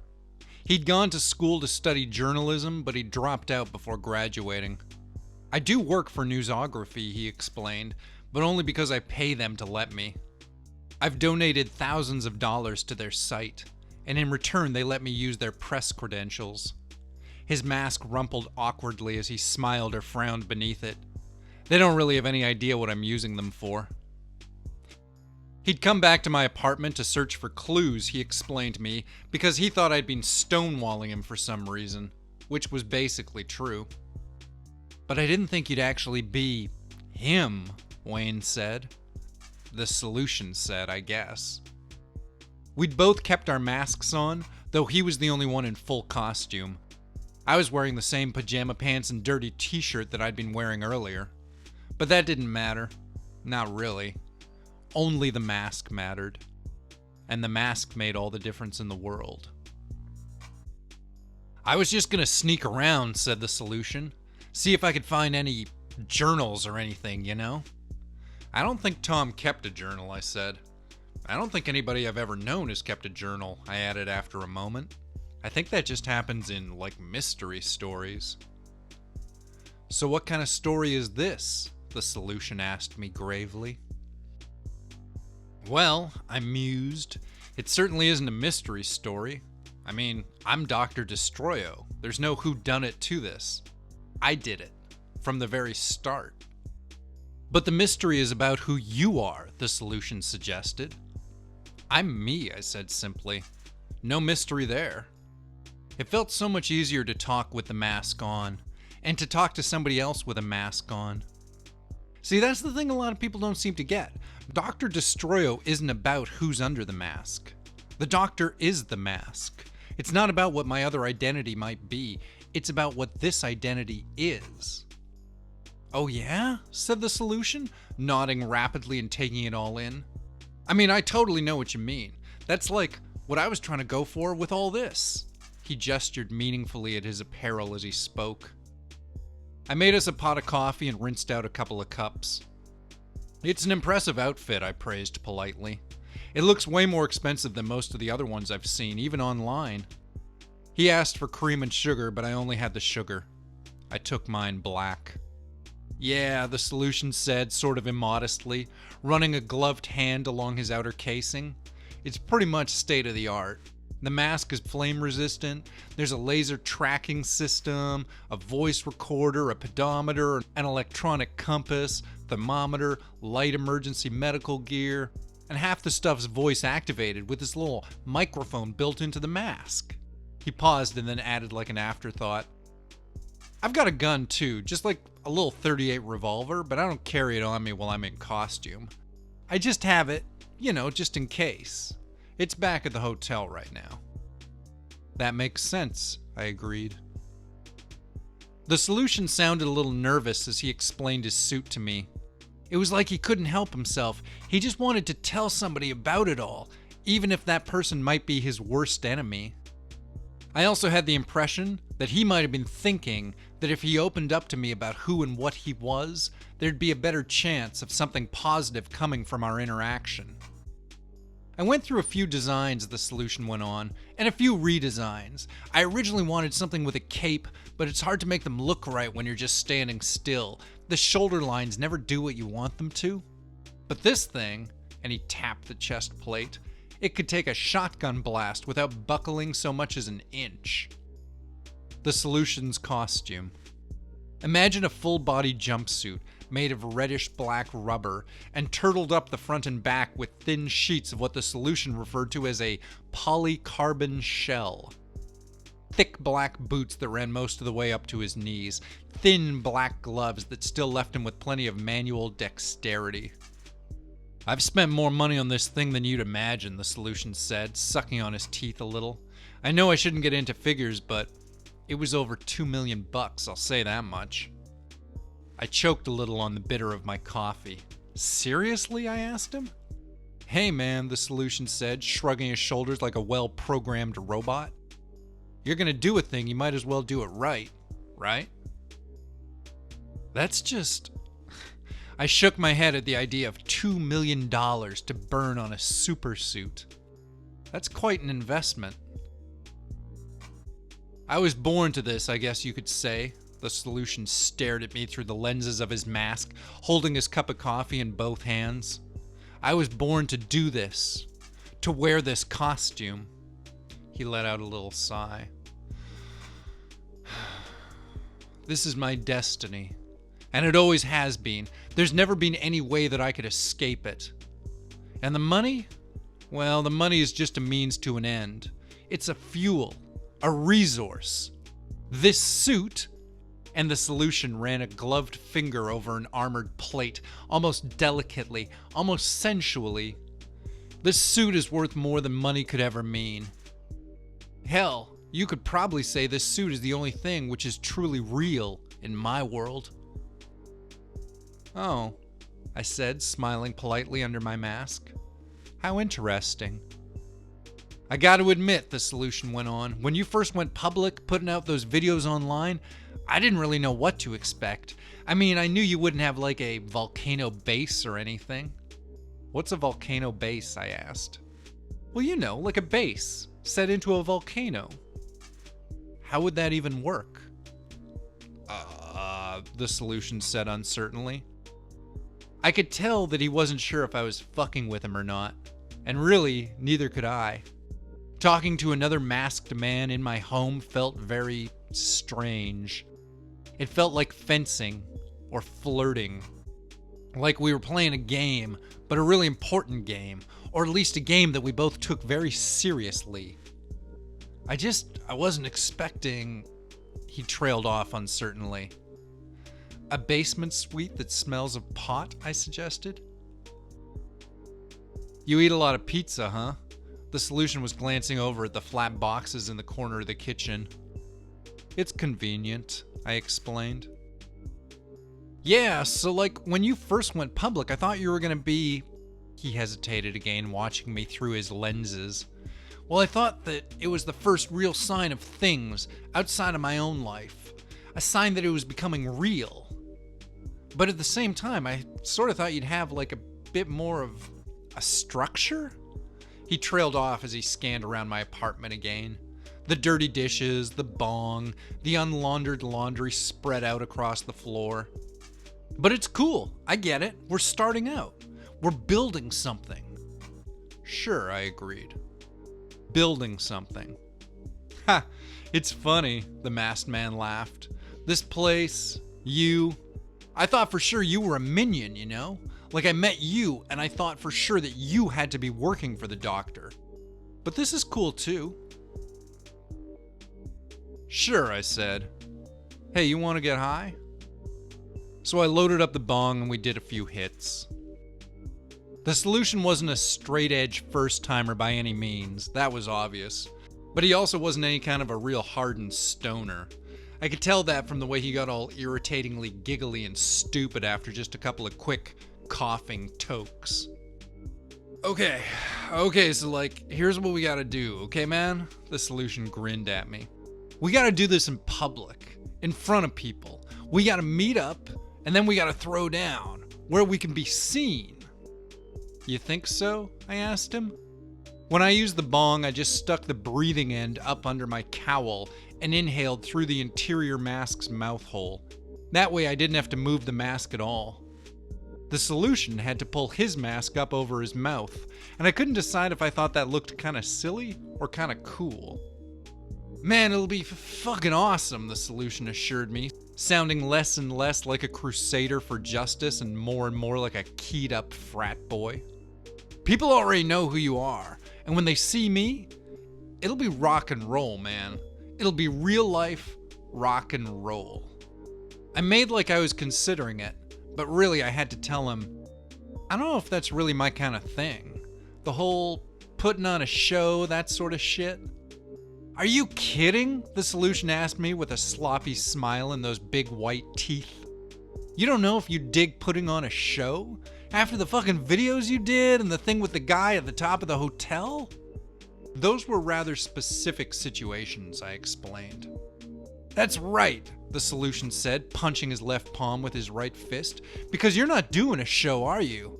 He grinned at me, showing off those big clean teeth some more.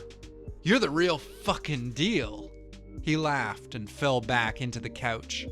And that's the thing, man. That's what makes it so fucking great. Because we're real. You and me, we're for real. We're not like those other guys, that Rex Challenge and who the fuck else. Look at this fucking costume. He tapped one of his chest plates noisily. Over $2 fucking million. And you know why? The solution pointed a finger at me and said a single word real slowly. Destiny. He stretched out the S and the T so it sounded like two words. Destiny. I'm just not sure how to take any of this further. I was struggling to find the right words. It's about the public perspective of what I'm doing, you know? Sure, the solution said. I get it. You can't simply sign on to team up with the first guy who comes barging into your home, right? A pause, and then he asked, Hey, I am the first one, right? You're the first guy to break into my home. Yeah, I said, the words coming out a little colder than I expected. Sorry about that, the solution apologized quickly. Breaking and entering is still one of those morally gray zones I'm trying to figure out. Going against the law in order to uphold it, that sort of thing. Sure, I said. You gotta burn the village to save the village. But I don't mean to be rude, he explained. And not to you, obviously. Oh yeah? I asked. Hey man, you're Dr. Destroyo, the solution said with a nervous grin. You're a fucking supervillain with a body count. You're the real thing. I don't wanna... Well, obviously I'm gonna stand against you. The grin flickered fearfully for a moment. But just, I respect your shitting like that. Sure, I said. Sure. And I want to help you, man, he said. I want to take this thing to the next level. I want to see it happen. Right. Hey, man, the hero told me. I know it's a lot to think about, so just take some time with it all, okay? Sleep on it. Consider it. Think about everything I was saying. And then, I'll swing back tomorrow and we can talk it out some more, okay? Sure, man, I said. I could feel the mask resting against my skin as I spoke. It gave me a strange feeling of detachment and strength. The solution finished his coffee while we made a bit more small talk, and then, as it neared closer to dawn, the sun climbing its way back into the sky, he left the same way he'd come in. I locked the door behind him after he'd gone.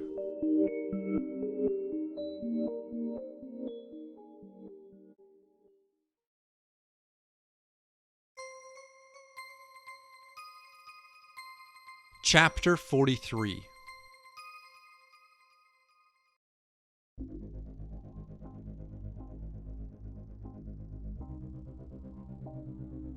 So, somebody new. Again. Of course, there were a lot of different sides to the situation. Or so it seemed with a bunch of pot in my pipe and the apartment all to myself. I had to consider all the options. I had to look over all the facts.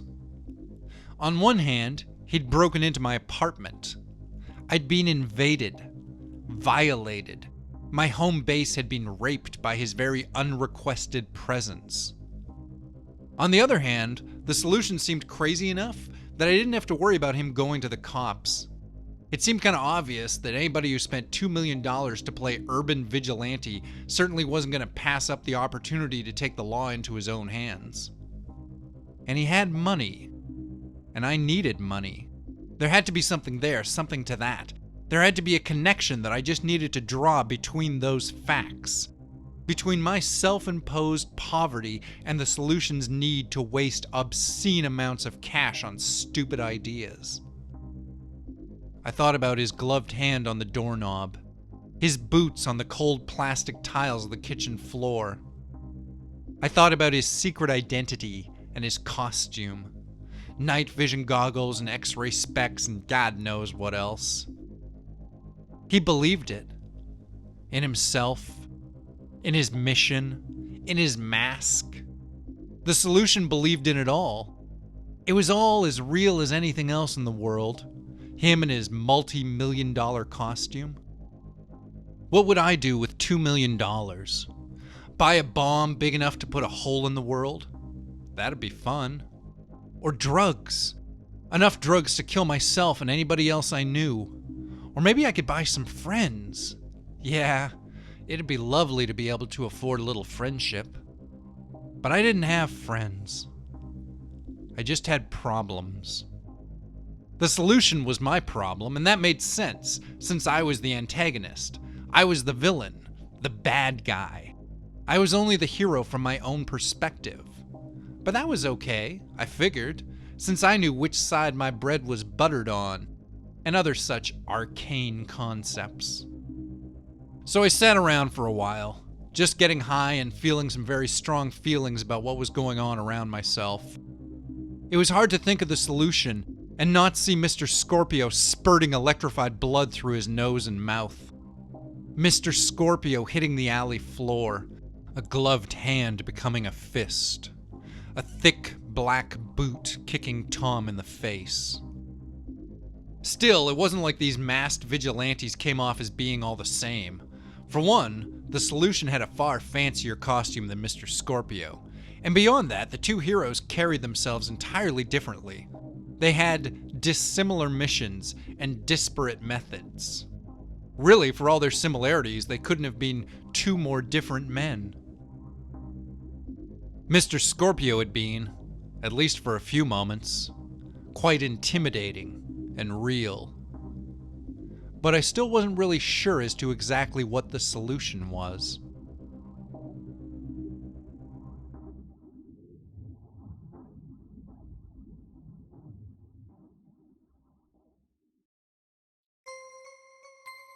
Chapter 44.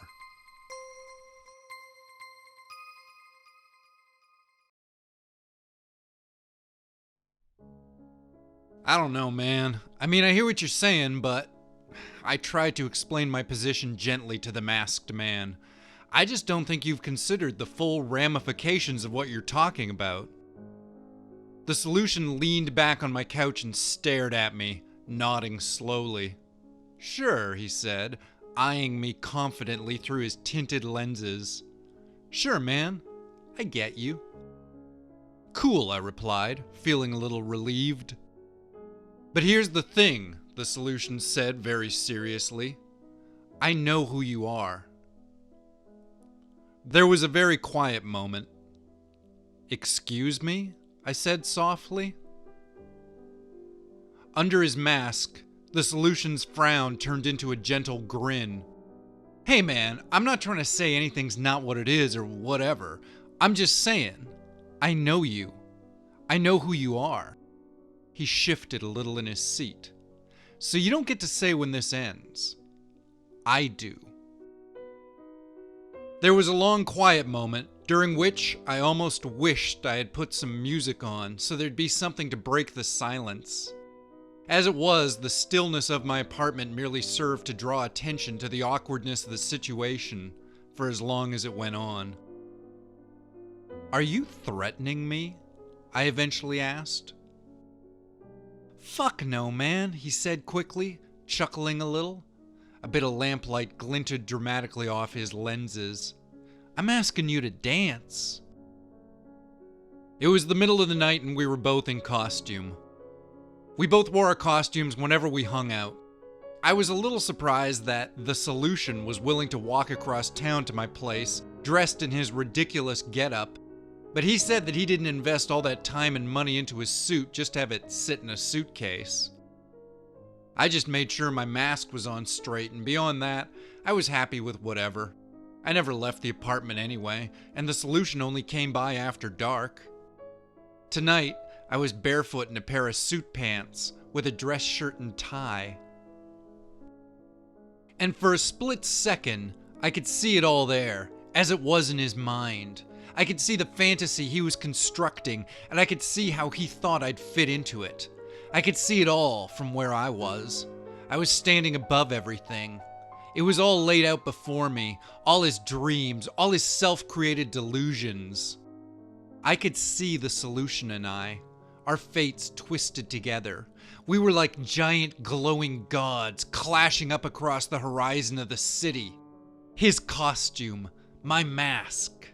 Endless possibilities, dreams bleeding into reality like thick paint soaking into shag carpeting. I looked into the eyes of his mask, and I saw his dream stretching on and on like streets that never ended, like an urban metropolis that swallowed up the world. He was the secret gift of the gods. He was fire and flight. He was an agent of the Almighty, and he was doing the holy work of a structured and well-organized universe. He was right where he wanted to be, the hero of the beach, the meta-messiah of the modern man. If this is going to go bad, I warned, it's going to go very bad. "Hey," he said, motioning at his suit, "do I look like a guy who isn't prepared for things to go wrong?" My own dreams were cracked fragments, broken shards of things I couldn't quite see or recall. I was haunted by those dreams, like a chill wind blowing around, trapped between the walls of my mind. My dreams weren't things to share with other people. I could hardly bear them myself. "You're hearing what I'm saying, but you're not really seeing it," the solution suggested. "Can I try to really pitch it at you? What I got going on in my head?" I grinned a hollow smile at him underneath my protective fabric. "Sure," I said. "Knock my socks off." The solution cracked his knuckles loudly and reaffixed his mask. "Okay," he told me. "The way I see it is like, you've already got the advantage of being a public figure, right? So now it's time to take that to the next logical level. And the first stage of that would be, you make a threat, and then you follow through on it." Another well-rehearsed speech. He was so eager to explain it all to me, I was worried that he might wet the couch. "We'll record a video where you describe something that you're going to do, something big like blowing up a bridge. But then, when you go to do it, ooh, big surprise, I'll be there." The solution punched his left palm with his right fist when he concluded on "there." And then, after a dramatic moment's pause, he kept going.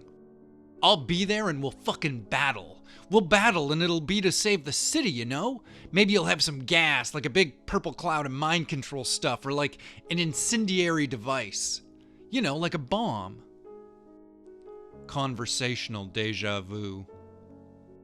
I thought about that. About Dr. Destroyo with a bomb in his hands. An eerie idea, but one that was sort of comforting as well. Familiar. "And we'll battle somewhere where people can see it," the solution went on. "And I'll defeat you, but you'll get away, because it'll be like this huge battle, and we'll have weapons, and maybe fireworks like you did before, but more intense. And we'll get the whole thing on video so we can put it up on the internet, so that we can do our own edits and control the... what's that thing you said? The public perception of what we're doing. And that's like, the thing that's so great about you. You really get it. You get how all this is like ideas, and the way people respond to those ideas." It was like watching a dog getting worked up about going for a ride in the car. He was twitching in his seat, no doubt salivating at the corners of his mouth. I stared at my new friend or foe or whatever, and I felt oddly calm. At first I'd been so tense about it all, but the more I got to know this guy, the more I felt like I was seeing him for what he really was. An oversized kid in a costume. An extremely expensive, custom-designed costume, but a costume nevertheless. It wasn't the real him. The real him was somewhere under all that. He wasn't a killer. He wasn't even a real crime fighter. He was something else. He was nothing like me, though. I was certainly something else. Something that existed in a weird realm where fantasy and reality, fiction and fact, started to mingle and coexist within a strange new, culturally inexplicable paradigm. A paradigm of half-lights and masked faces and an omnipresent threat of violence. Sci-fi horror meets biographical adventure. "I think I know what you're going through," I admitted to the solution. "A little bit."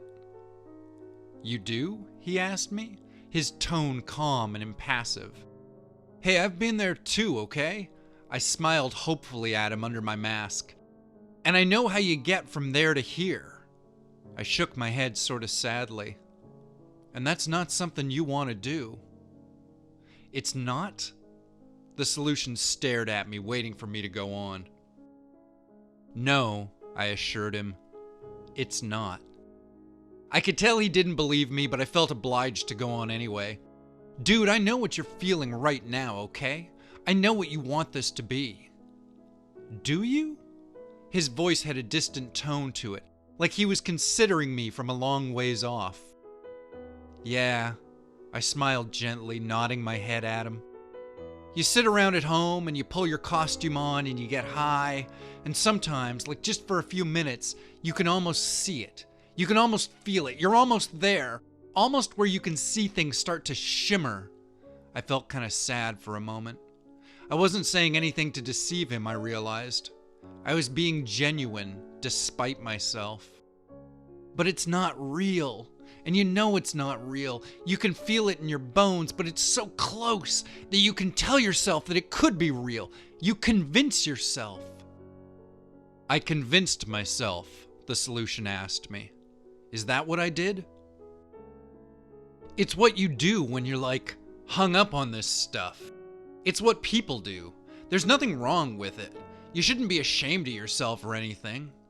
I frowned sympathetically under my mask. But once you've convinced yourself, then it's just a matter of time before you're seeing things outside of your own life that add to what you're already feeling. It's called projection, I think. You project your wants and feelings onto others, onto the world. And then when somebody else has that thing that you're already feeling a way about, they can kind of nail it shut for you. They make it more real. You see it on the TV or the internet or even just a photo, and suddenly it's not just an idea anymore. It's something that's happening.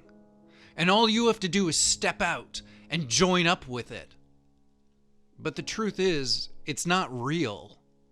And it never will be. Is that how it is? The solution asked me through his mask. I really think it is, I told him. The solution stared at me for a few moments and then he snarled at me. Fuck you. Excuse me? I replied. You heard me, shithead, he snapped. Fuck you.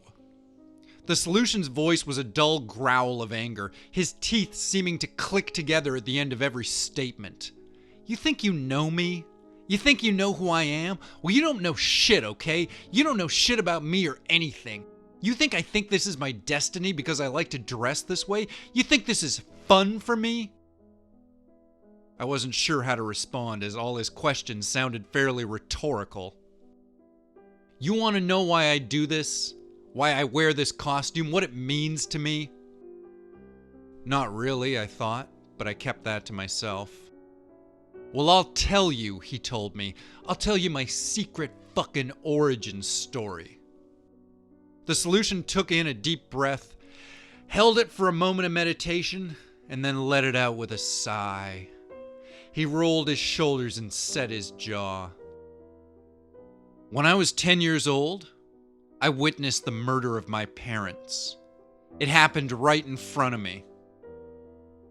One of the classic origin stories. One of the ones everybody's heard at least once. My parents weren't super rich, the solution recited stoically, but they were well off, comfortable, whatever. They were... He paused and pretended to think back on them. Good, honest people. Hard-working. Just simple, decent folk. But then one night, a man broke into our home, and he took it all away. I saw it happen. A faceless young man stared at me from within a mask of reddish-black leather.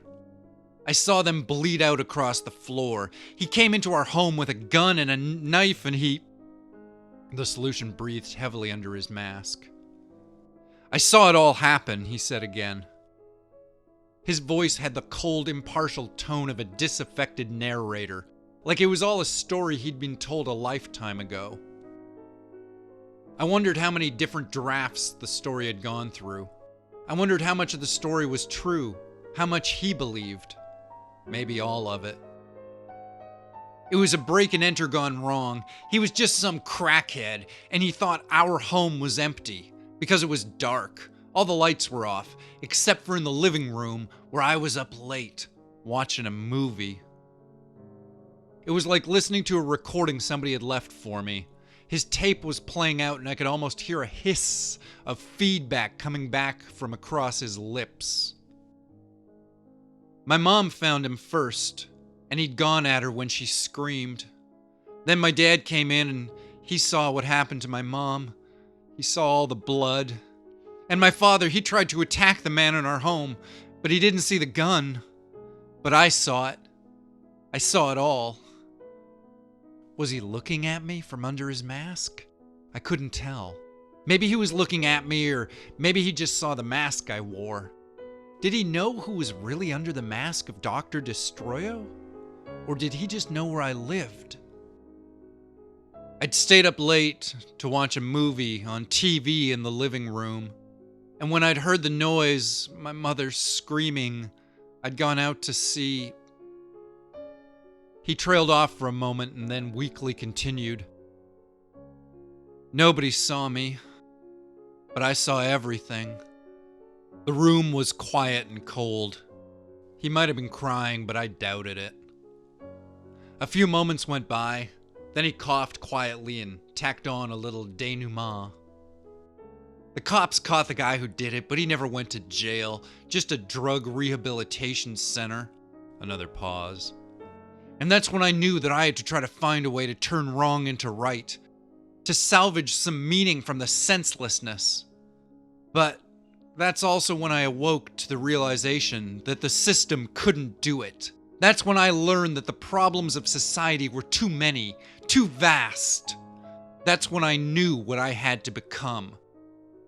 What movie had you been watching, I asked, the night that it happened. Spider-Man 2, he said proudly. I rolled my eyes under my mask.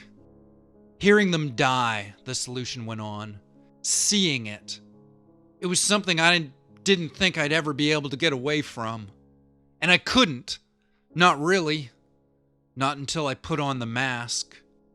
Something snapped into focus. I'd had my own encounter with blood spilling across the floor, my own transformative experience. I'd had my own moment where nothing had made sense, until the mask went on. But it wasn't the same. I wasn't some little kid who'd been scared into staying still and not growing up. I had made events happen. I'd created my own reality to wear like a glove. I was nothing like this child, this creature that wanted to be a man, wanted to be a hero. It was sad, pathetic even. I was looking at a scared, wounded little puppy, something that needed to grow up, or be put down. I knew everything when I was a kid, all the details, the solution continued. I knew everything about Batman, Superman, Spider-Man, Daredevil, all the orphaned characters, born in blood. And through them, I knew what I was. I knew what it meant when that happened to somebody, and I knew what I was supposed to do with it, with my tragedy, with my life. It wasn't just rehearsed, it was clearly a monologue that he'd lived with his whole life, on some level or another. And why not? Why couldn't it happen? A comic character saw his parents murdered and became a myth.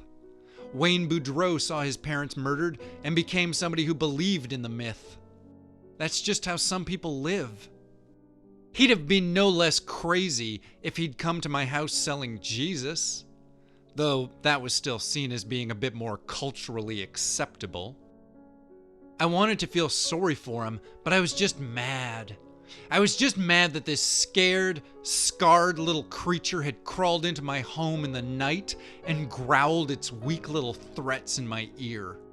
This thing that fancied itself a hero, that thought of itself as my superior. The whole matter was getting wedged in my teeth, and sitting there with my enemy, I suddenly felt very thankful for the mask's ability to cloak the facial responses of my emotions.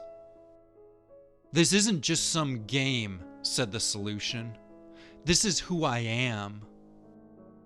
It must be nice, I said quietly, to know that.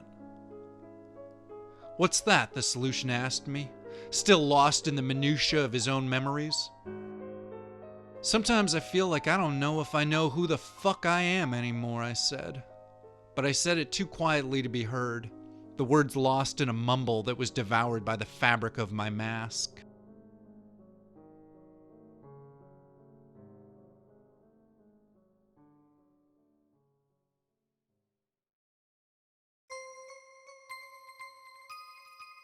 Chapter 45.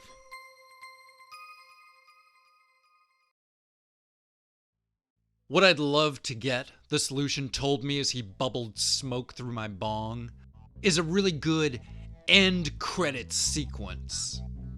How's that? I asked him. I'd like to be somewhere, he said, where I could just stand and look awesome as the camera pulls back and the credits start to roll up the screen. I'd feel like I'd done something, made some sort of a difference. I think I get that, I said. The solution had pitched in a few bucks, so I'd gone by the pizza place and gotten us a really big bag of weed from the dealer outside. Now we were devouring that bag at an almost heroic rate and talking about the stupidest shit imaginable. It was sort of like having a roommate again, but not a friend. The solution wasn't my friend. He was just somebody I was sharing space with. It's usually like standing at the edge of a skyscraper or running down an alley towards a situation that requires justice, the solution explained to me. The hero has been tested, and now you know that from here on out, he's just gonna be kicking ass like a battery-powered ass-kicking machine. He's got a system, he knows what he's doing, and then the credits roll, and you feel satisfied. An end credits sequence, I repeated. Everybody should get their own, the solution said, nodding his masked face at me. Being triumphant, doing your job, receiving adoration. You know, you pull your girlfriend to you and you kiss, and everything fades to black like it's a perfect moment that'll last forever.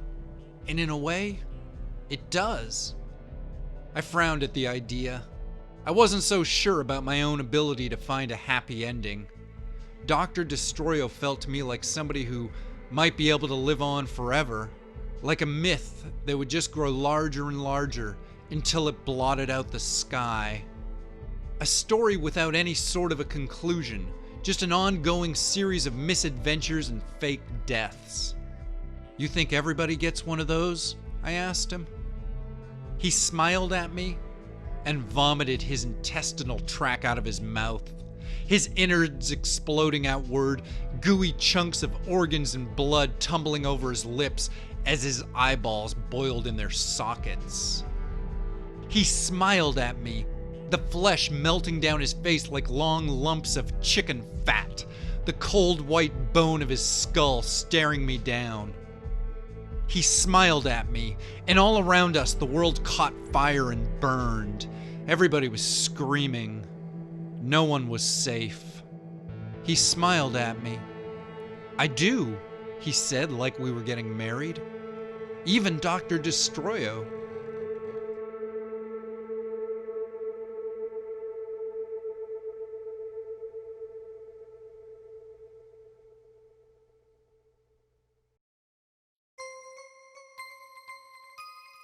Chapter 46.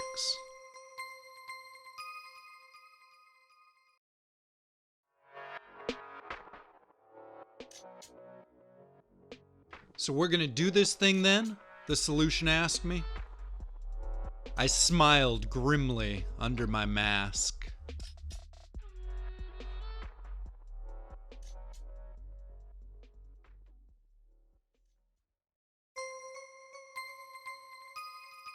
Chapter 47.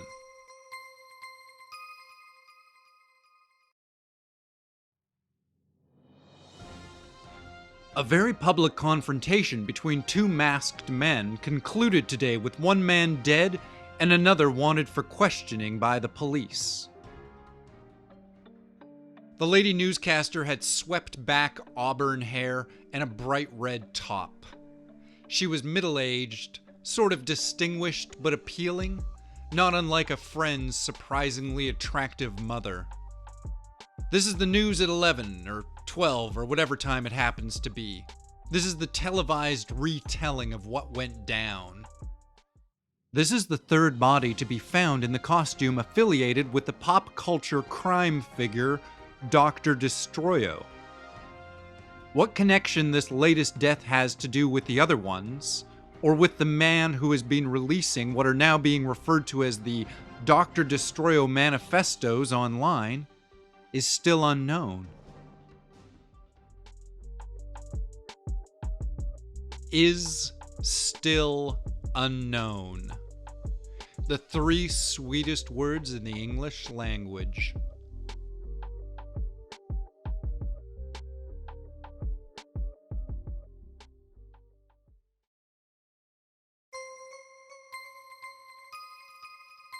Chapter 48.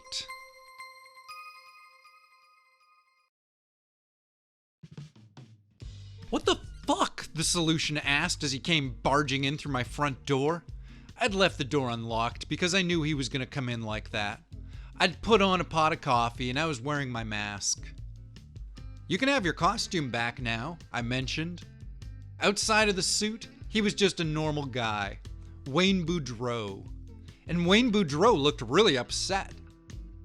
At first I thought he was angry, which was half what I'd been expecting. But then, when I looked a little deeper, I could see that the flush of his face was more about fear and frustration than anything more caustic. "Fuck you," he shouted at me. "You fucking killed that guy." Yeah, I said, sneering facetiously under my mask. I thought that was the plan. I mean, isn't that what you came to me for? "No," he shouted tensely. "Jesus, man, I just thought we were going to put on like a show. Something for people to watch." Yeah, I repeated. And they did. They watched that guy try to fly. "But..."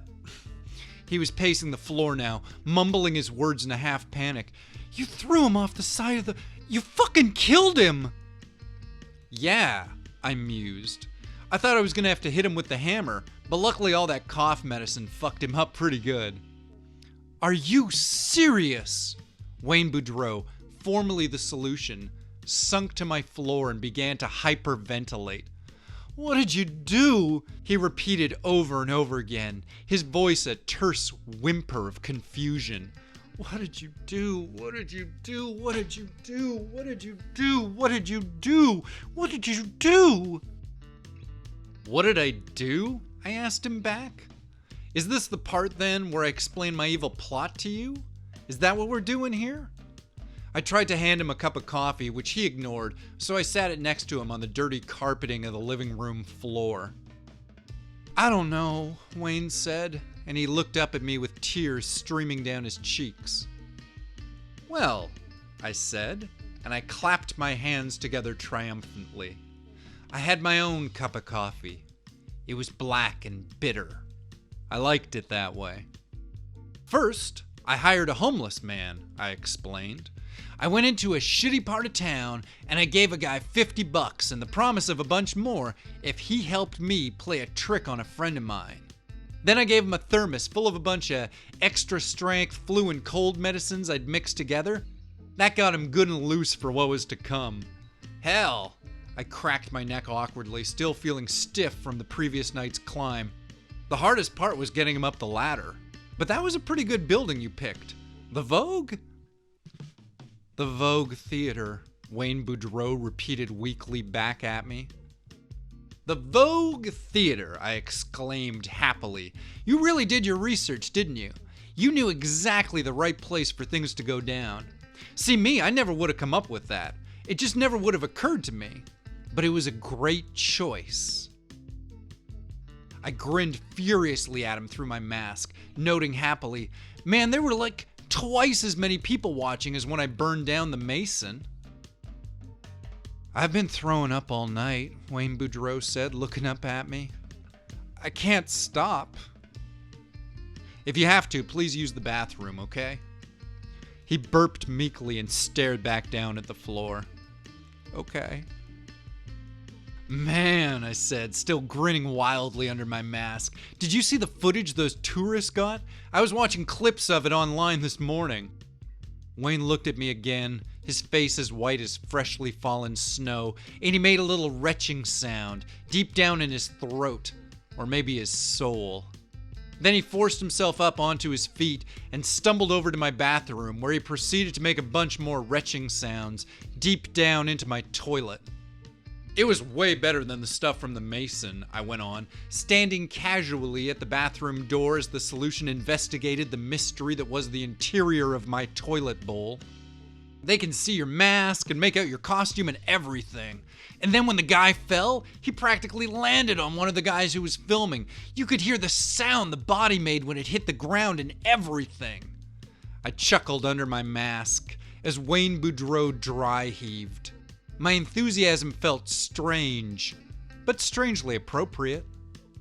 How long has it been since you managed to eat anything? I thought it was going to be you in the costume, Wayne Boudreau said, barely able to pull his eyes away from my overly fascinating toilet bowl. I thought you were going to be the doctor. Why would I want to kill myself? I asked him, sounding almost surprised. Do you think I'm crazy? I laughed a little at the idea of it. I hadn't really thought what the solution had been expecting to happen. I'd just been focused on my plan and seeing it through. I thought it was going to be you, he choked out again, spitting into my toilet water. Well, what the hell would the point of that be, I asked him. Then I'd be the one dead in the street, and that's not exactly a villainous master plan. To climb up to the top of a building and throw myself off it after having a loud argument with some dork in a rubber suit? I don't understand, Wayne Boudreau blubbered, his face leaking snot and tears and nervous slobber into the toilet. Why did somebody have to die? Why would anybody care if somebody didn't? I responded. Come on, like anybody would have given a fuck if that guy had turned up dead this morning for any other reason. And hey, don't act like it's some sort of great loss, because that's just fucking insulting. You didn't give two shits about that guy until you saw him tumbling off the side of that ledge. You're insane, Wayne moaned weakly. I marched directly over to Wayne Boudreau to loom over him as he cowered against my toilet. I'm not insane, I explained from under the mask, from within the form of the character I was portraying. I'm a goddamn supervillain. I heard the words outside of myself, and for once, they sounded like I thought they should have. I wear a mask, and I kill people who irritate me. I'm Dr. D. fucking Destroyo. Or did you forget that? I didn't know, Wayne cried. I thought you were just some nerd. I didn't think they were really dead. I didn't think... Well, they are, I told him. It's all real, they're all dead, and you're a fucking moron. I honestly don't know what you were really expecting was gonna happen. Wayne stared up at me. He was wearing black slacks with a plain white t-shirt, and the t-shirt was stained with little droplets of stomach acid. I wished he was wearing the costume. His costume. It really was a costume, though, for him. It wasn't a uniform. Not for Wayne Boudreau. How are you not in jail? He asked me. Honestly, I laughed. I have no idea. I held up my hands in front of myself so I could look at the backs of my fingers. My hands. Dr. Destroyo's hands. I think I might have the ability to disguise myself as something so utterly useless that nobody would dare suspect it of anything. Like I developed my stupid little life as the perfect camouflage for something amazing. I looked at the space between my fingers, where it seemed like anything could happen. Hell, I even fooled myself for the first couple decades. Wayne Boudreau sobbed something and then spat up some more. So maybe it was a good idea that he didn't come in costume. But it was you, he said, in my suit. You were wearing my suit when you killed that guy, and now everybody's gonna think that it was me that did it. Yeah, well, if you're worried about it, you shouldn't have let me borrow your costume. I didn't want you to borrow it, he groaned horribly. And that was true. He hadn't. In fact, it had taken me several hours and a quarter ounce of pot to convince Wayne Boudreau to leave his costume at my apartment. It had only been after the sun had come up that I talked him into just wearing some of my street clothes back to his hotel. So, the solution. Do I still call you that when you're out of costume? I smiled through my mask, down at my quivering foe. My teeth were razor sharp and made of solid steel. My tongue was wrapped in barbed wire, and my breath was burning with atomic radiation.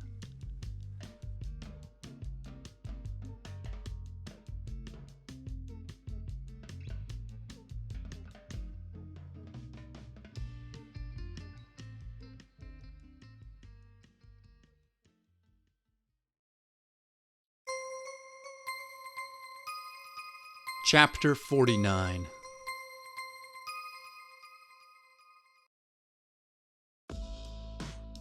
Living with the mask on felt good. It felt right. It felt like life is supposed to feel. Like an honest sensation in a world of virtual reality. Like the difference between being awake and asleep. Like experiencing something with your heart and mind being fully open to the moment. Like being in love or feeling the warm caress of the hand of destiny. We're gonna go public again, I explained, loading a thimbleful of well-chopped weed into the bong. But this time, we're gonna do it a different way.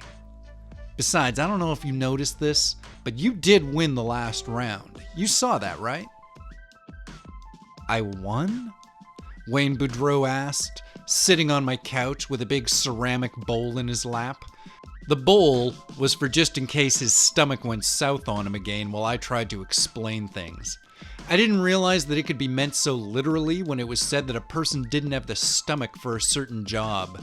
But Wayne Boudreau certainly did not have the stomach for being a costumed killer. Hey, as far as those people are concerned, I told my adversary, you threw Dr. Destroyo off the side of a building. You're the victorious fucking hero. And the thing is, until I show up again, they don't know if the body they've got is the real doctor or not. I added sinisterly, that's the thing about killing homeless people. It's always so easy. The city's got so many nameless homeless people just waiting to go missing. To get co-opted into somebody else's plans. Little lives becoming the fuel for other people's dreams. Wayne Boudreau groaned something that sounded like the word no with about a dozen extra O's. It could have been a groan or maybe a moan. It sounded like something associated with animals in distress, emotional or otherwise. We're gonna set up another confrontation, I went on. And you're gonna come up against me. But we won't be up a building this time. We've played that out as far as it'll take us. And whatever we do, we'll have to do it quickly, because the cops are gonna be on us a lot quicker this time. But that's cool anyways, because we got an advantage going for us that they can't anticipate. What's that? Wayne asked sadly. Your money, I said, and a nervous little giggle shivered through me. You were right about one thing, man. This is going to be epic. Wayne Boudreau made that low moaning sound again. Then he puked up into the bowl.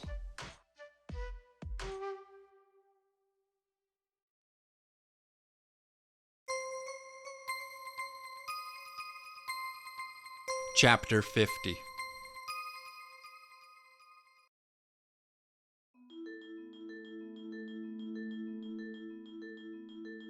Wayne Boudreau and I took a week to sit around, looking sick and making nefarious plans, respectively.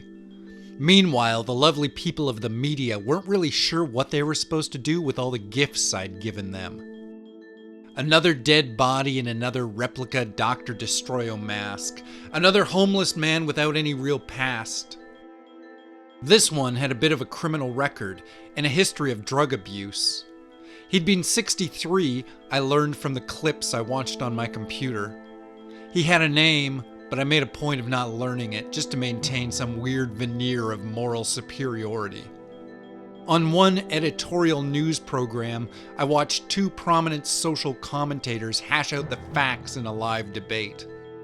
One of those real lowest common denominator intellectual exchanges.